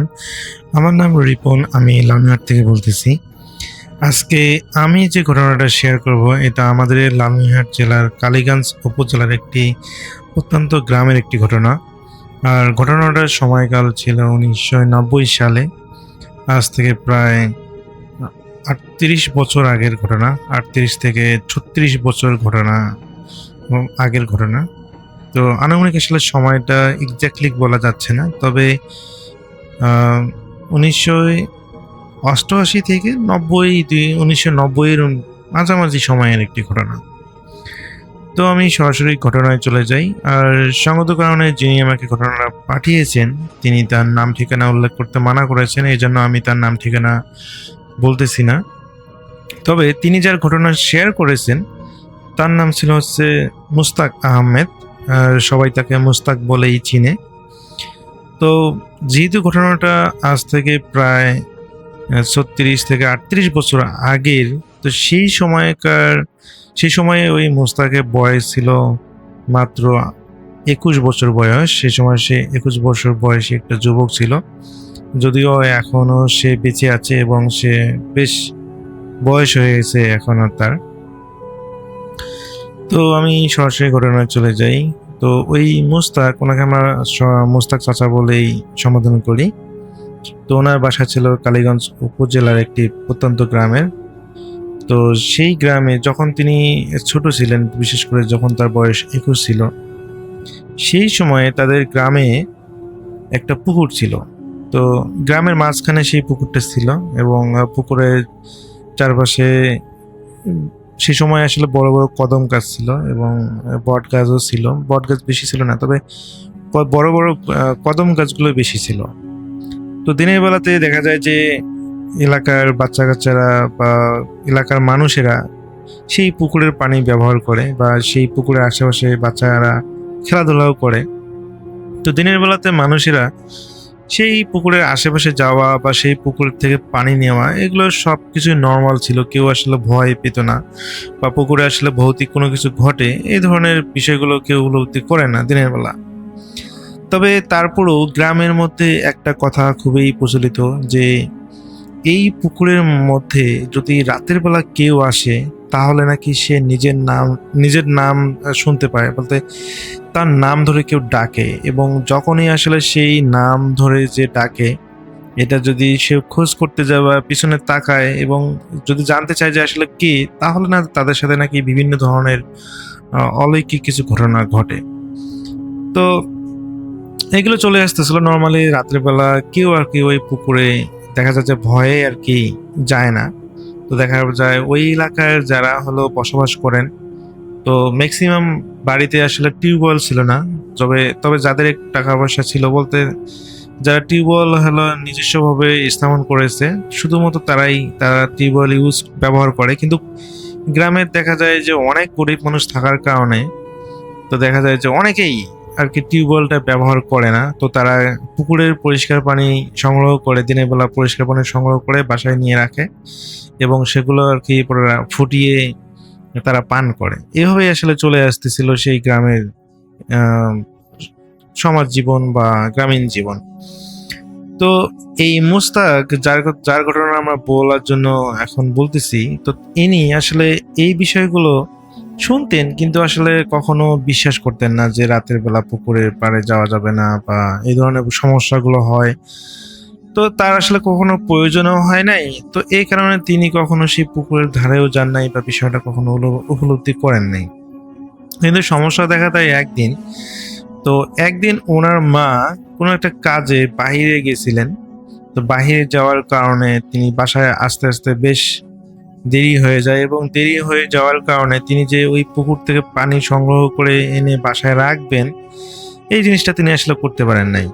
তো এটা করতে না পারার কারণে দেখা যায় যে রাতের বেলা যখন তিনি রান্না করবেন, তো সেই সময় দেখা যায় যে পানি নেই। ওনারা পানি নিয়ে এসে যে একটা পাতিলের মধ্যে মাটির কলসের পাতিলের মধ্যে তারা পানি রাখেন, তো দেখেন যে পানি কলসের মধ্যে নেই, শেষ হয়ে গেছে। তো এখানে সেই সময় তো মুস্তাক চাচা সেই সময় ইয়ং ছিলেন, তো ওনাকে বলেন যে পানি তো শেষ হয়ে গেছে, এখন পানি ছাড়া রান্না করব কিভাবে, আর পানি তো আমি দিনের বেলা আনতে পারি নাই, এখন কি করা যায়। তো এই কথাটা আসলে ওই মুস্তাক চাচাকে বললো ওনার মা। তো মুস্তাক চাচা বললেন যে সমস্যা নাই, আমি তোমাকে পানি নিয়ে আসতেছি, আমাকে কলসটা দাও, আমি পানি নিয়ে আসতেছি। তো যখন জিজ্ঞেস করে যে কোথা থেকে পানি নিয়ে আসবা, পরে বলতেছে কেন পুকুর থেকে নিয়ে আসবো। তো বলতেছে যে দেখো বাবা, এত রাতে তো পুকুর থেকে পানি নিয়ে আসলে অনেক সমস্যা হয়, গ্রামের অনেক মানুষ অনেক কথা বলে, দরকার নাই আর পানি নিয়ে আসার, আমি দেখি কারো বাসার টিউবওয়েল থেকে যদি নিয়ে আসতে পারি, যদি কেউ দেয় তা নিয়ে আসতেছি। তো দেখা যায় যে মুস্তাক চাচা বেশ সাহসী ছিলেন এবং তিনি বললেন যে না, তোমার যাওয়া লাগবে না কোথাও, আমাকে কলসটা দাও, আমি পানি নিয়ে আসতেছি। তো বলে রাখা ভালো রাসেল ভাই, এখানে ওই মুস্তাক চাচার বাসার থেকে ওই পুকুরটার দূরত্ব মাত্র 600 থেকে 700 গজ দূরে ছিল, মানে বেশ দূর বলা যায় না, দেখা যায় যে যাওয়া সাথে 10 মিনিটেই পুকুর থেকে পানি নিয়ে আসা সম্ভব, এত দূর রাস্তা ছিল। তো তিনি তার মা দেখা যায় যে কিছু করার নাই, আসলে রাতও অনেক হয়ে গেছে, প্রায় 10টা বাজে, এখন 10টা না বাজলো 9টা বাজে, এখন আসলে মানুষের বাসায় যে পানি ছিল তারা আসলে কি মনে করে বা কি বলে, তো এই ভয়ে আসলে উনি চিন্তা করলেন যে হয়তো কিছু হবে না।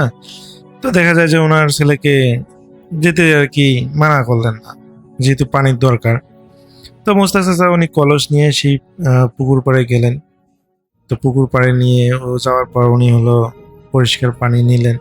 উনি যাওয়ার সময় একটা হারিকেন নিয়ে গিয়েছিলেন, ওনার বাসায় হারিকেন ব্যবহার হতো সেই সময়। ওদের আসলে এলাকাতেই কারেন্ট ছিল না, যদিও এখন কারেন্ট আছে কিন্তু বিদ্যুৎ আছে। সেই সময় কোনো বাসাতেই সেই সময় আসলে ওই কালীগঞ্জ থানাতে বিদ্যুৎ আসেনি, বিশেষ করে শুধুমাত্র বাজার এলাকার আশেপাশে বিদ্যুৎ ছিল, কিন্তু গ্রামের মধ্যে কোনো বিদ্যুৎ ছিল না।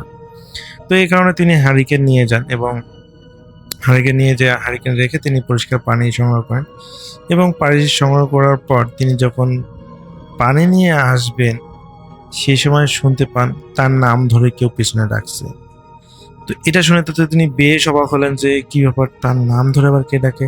এবং তখনই তার এলাকার মানুষদের কথা মনে পড়ে যায় যে আসলে এই পুকুরে আসলে নাকি অনেক রাত করে আসলে নাকি অনেকে নাম ধরে ডাকে, এই কথাটা তিনি শুনতে পান। তো এরপর তিনি চিন্তা করেন যে তিনি কি পিছনে ফিরে তাকাবেন নাকি সামনে এগিয়ে যাবেন। তো যখনই এলাকার মানুষদের ওই বিশেষ কথাগুলো তার মনে পড়ে তখনই তিনি সিদ্ধান্ত নেন না না, পিছনে তাকানো যাবে না।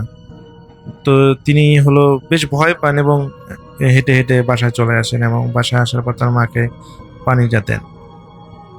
তো এভাবে আসলে রাসেল ভাই বেশ অনেক কয়দিন পার হয়ে যায় এবং একই রকম ভাবে প্রায় একদিন সেম সমস্যার সম্মুখীন হয় ওই ওনার মা, যে উনি বাইরে থেকে বাসায় আসতে আসতে অনেক লেট হয়ে যায়, এই কারণে তিনি পানি আনতে পারেন নাই। তো সেম ভাবে ওই মোস্তাক চাচাকে দেন যে বাবা পানি নিয়ে আয়। তো তো উনিও সেম ভাবে দেখা যায় যে হারিকেন নিয়ে সেই পুকুরে যান এবং পানি নেওয়ার জন্য। এবং পানি নেওয়ার পরে যখন তিনি বাসা থেকে রওনা দেবেন সেই সময় তিনি সেম ভাবে আগের মতো করে কেউ একজন মেয়েলি কণ্ঠে তার নাম ধরে রাখতেছে। কিন্তু সেদিন এর আগে প্রথমবার যখন তার সাথে এরকম হয়েছিল সেদিন শুধুমাত্র একবার তার নাম ধরে ডেকেছিল, কিন্তু আজকে টানা সময় অন্তর অন্তর তাকে প্রায় সাতবার তার নাম ধরে ডেকেছে। তো কারণ আসলে অনেকবার নাম ধরে ডাকার কারণে তিনিও কনফিউশনে পড়ে গেছেন যে আসলে এটা কোনো মানুষ তার নাম ধরে ডাকলো। যদিও কণ্ঠটা মহিলা ছিল, তো তিনি চিন্তা করেন যে হয়তো কেউ বিপদে পড়েছে বা তার পরিচিত কেউ, না হলে তো এতবার সময় ধরে তার নাম ধরে ডাকার কথা না। তো তিনি কৌতূহল সামলাতে না পেরে তিনি যখন পিছনে ফিরে তাকান তিনি দেখতে পান যে ওই পুকুর পাড়ের অপোজিটে একটা বড় কদম গাছ আছে। সেই কদম গাছের নিচে একটা সাদা কাপড় পরা একটা মেয়ে দাঁড়িয়ে আছে এবং সে মোটামুটি দূর থেকেই দেখতে পাচ্ছে, মেয়েটাকে স্পষ্ট দেখতে পাচ্ছে যে সাদা শাড়ি পরা, তার চুলগুলো হালকা বাতাসে উঠতেছে, একদম স্পষ্ট দেখতে পাচ্ছে। তখনও পর্যন্ত সে চিন্তা করতে পারতেছে না যে বেশ অন্ধকার রাত, এই রাতে আসলে একজন মানুষ ওই কদম গাছের নিচে থাকলে তাকে আসলে কখনোই দেখা সম্ভব না। কিন্তু সে যখন সেই মেয়েটার দিকে তাকাচ্ছে তার কাছে মনে হচ্ছে যে এটা কোনো অন্ধকার রাত নয়, এটা যেন একটা গোধূলি রাত যেটাতে যেই পর্যাপ্ত আলো আছে এবং সেই আলোতে সেই মেয়েটাকে সে দেখতে পাচ্ছে। তো তার কোনো সেন্স নেই যে এটা আসলে অনেক রাত, বিশেষ করে আর রাত 9টা মানে গ্রামের রাত মানে অনেক রাত। তো তার এটা কোনোভাবেই দেখার কথা না সেই কদম গাছের নিচে কোনো মানুষকে, কিন্তু সে দেখতে পাচ্ছে। তো সে কোনো কিছু চিন্তা না করে সে কদম গাছের দিকে এগিয়ে গেল এবং সে সত্যি সত্যি দেখলো যে কদম গাছের নিচে একটা মেয়ে দাঁড়িয়ে আছে এবং সে বেশ সুন্দর দেখতে এবং সে সাদা শাড়ি পরা। তো যখন দেখলো যে সেই মেয়েটাকে, এবং সে দেখলো যে সেই মেয়েটাকে চেনে না এবং তাকে জিজ্ঞেস করলো যে কে আপনি আপনি আমাকে ডাকতেছেন কেন, আর আপনি আমার নাম জানেন কি হবে? তো সেই মেয়েটা বলতেছে যে আমি সবার নাম জানি। আচ্ছা, তোমাকে ডাকেছি একটা কারণে, তুমি কি আমাকে সাহায্য করতে পারবে? তো এখানে মুস্তাক চাচা বলেন যে কি সাহায্য? তো সেই মেয়েটা বলে যে আসলে আমি আমার বাসার রাস্তাটা ভুলে গিয়েছি, আমি বাসায় পৌঁছাতে পারতেছি না, আপনি কি আমাকে সাহায্য করতে পারেন, আমাকে বাসা পর্যন্ত পৌঁছে দিতে পারেন? তো তখন মুস্তাক চাচা জিজ্ঞেস করে যে আপনার বাসা কোথায়? তো উনি ওই মেয়েটা তখন বলে, মানে ওনার মুস্তাক চাচার যে গ্রামটা আছে তার, আর ওই মেয়েটা যে গ্রামের নাম বলে সেটা তার পাশের গ্রাম। তো সে বেশ রাস্তাগুলো চিনে, সবকিছু তার মুখস্থ। সে বলে যে হ্যাঁ চিনি। তো বলে যে ওই এলাকায় আমার বাড়ি, আমাকে একটু দয়া করে সাহায্য করবেন। সেই মেয়েটা আর কি এক কথা খুবই অনুনয় বিনিময় করতেছে এবং তার কথা বলার স্টাইল বা আচার আচরণ সবকিছু যেন তাকে মুগ্ধ করতেছে। এবং সে আসলে না বলা সত্ত্বেও, যেহেতু তার মাকে পানি আনতে বলেছিল এবং সে পানি নিয়ে যাওয়ার পরে সে রান্না বান্না বসাবে, তারপরে খাওয়া দাওয়া করবে, বিষয়টা এরকম ছিল। কিন্তু সে আসলে ভুলেই গিয়েছিল যে সে পানি আনতে আসছিল এবং সেই মেয়েটার কথার জালে, এক ধরনের মায়ার জালে সে বশ হয়ে যায়, বিষয়টা এরকম। এবং সে শুধু হ্যাঁ হ্যাঁ বলতেছে, হ্যাঁ আমি সাহায্য করতে পারবো, চলেন, এইভাবে বলতেছিল। তো রাসেল ভাই এইভাবে প্রায় সেই মেয়েটা সামনে সামনে যাচ্ছে এবং ওইখানে মোস্তাক চাচা পিছনে পিছনে যাচ্ছে এবং পরবর্তীতে দেখা যায় যে মোস্তাক চাচা বলে যে আমি সামনে সামনে আসতেছি, আপনি পিছনে পিছনে আসেন। তো এভাবে প্রায় অনেকক্ষণ চলার পর যখনই তারা ওই গ্রামে পৌঁছানোর পর যখন ওই নির্দিষ্ট যে জায়গা বলেছিল সেটা হলো ওই মোস্তাক চাচা চিনে, এবং তিনি যখন ওইখানে পৌঁছায়, তো ওখানে যাওয়ার পর তিনি দেখতে পান যে এটা একটা পরিত্যক্ত একটা কবরস্থান। তো তিনি বেশ অবাক হয়ে যান যে এই মেয়ে আমাকে কবরস্থানের ঠিকানা দিয়ে এখানে নিয়ে আসলো, ব্যাপারটা তো বুঝলাম না। তো এটা বলে যখন জিজ্ঞেস করলো যে কি ব্যাপারে আপনি এখানে নিয়ে আসলেন কেন, এ কথা বলে যখনই সে পিছনে তাকায় সে কাউকে দেখতে পায় না, আশেপাশে সে কাউকে দেখতে পায় না রাসেল ভাই। এবং সে বেশ ভয় পেয়ে যায় এবং ওই মেয়েটার নাম ধরে সে ডাকাডাকি করতে থাকে যে আপনি কোথায় গেলেন, সামনে আসেন, আপনি কি রাস্তা ভুলে গেলেন নাকি, মানে এই ধরনের বিভিন্ন কথা জিজ্ঞেস করলেন, কিন্তু কোনোভাবে কোনো জায়গা থেকে কোনো রিপ্লাই আসতেছে না। তো এটা দেখে তিনি বেশ বিরক্ত হয়ে যান এবং তিনি অনেকক্ষণ থাকেন এবং ভয়ও পান যে একলা একটা কবরস্থানে তিনি চলে এসেছেন। বেশ ভয় পেয়ে যান এবং তিনি এক মুহূর্ত সেখানে দেরি না করে তিনি সেই পুকুর পাড়ের দিকে আবার পুনরায় ফেরত যান, এবং পুকুর পাড়ে যখনই তিনি ফেরত যাওয়ার পর যখনই সেই পানির কলসটা তিনি সাথে নেন এবং হারিকেনটা নিয়ে যখনই বাসার দিকে রওনা দেবেন, সেম ভাবে পিছন দিকে তার নাম ধরে ডাকা শুরু করে ওই আগের মেয়েটা, এবং একইভাবে সে দেখতে পায় সেই কদম গাছের নিচের মধ্যে সেই মেয়েটা দাঁড়িয়ে আছে এবং তাকে ডাকতেছে। তো রাসেল ভাই তিনি এত পরিমাণ ভয় পেয়ে যান এবং তিনি কোনো কিছু চিন্তা না করে বাড়ির দিকে দৌড়াতে থাকেন, এবং দৌড়ে দৌড়ে বাড়িতে যখন পৌঁছান, বাড়িতে পৌঁছার পর তার মা সমস্ত ঘটনা খুলে বলেন, এবং তার মা দেখেন যে মোস্তাক চাচার শরীরে প্রচণ্ড পরিমাণে জ্বর চলে এসেছে, এবং সেদিন রাতে আসলে ওই মুহূর্তে ডাক্তার বা কবিরাজ কোনো ম্যানেজ করা সম্ভব না। তো এইভাবে দেখা যায় যে মোস্তাক চাচা নাকি সারা রাত প্রলাপ বকেছিলেন এবং তার জ্বর কোনোভাবেই কমতেছিল না, এবং পরের দিন মোস্তাক চাচার মা উনি এলাকার একজন হুজুরকে নিয়ে আসেন এবং হুজুরের মাধ্যমে তিনি পানি পড়া এবং তাবিজ দেন। এরপর রাসেল ভাই ওই মোস্তাক চাচা সুস্থ হন।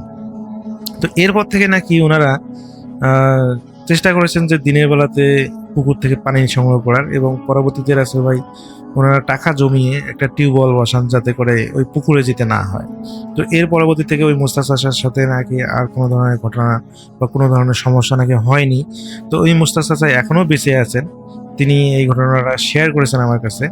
তো আমার কাছে এই ঘটনাটা বেশ ভালো লেগেছে, এই কারণে আমি ঘটনাটা আপনাদের মাঝে শেয়ার করে দিলাম। তো যদি ঘটনাটা ভালো লেগে থাকে রাসেল ভাই তাহলে শেয়ার করবেন। তো সবাই ভালো থাকবেন, সুস্থ থাকবেন এই প্রত্যাশায়। আল্লাহ হাফেজ।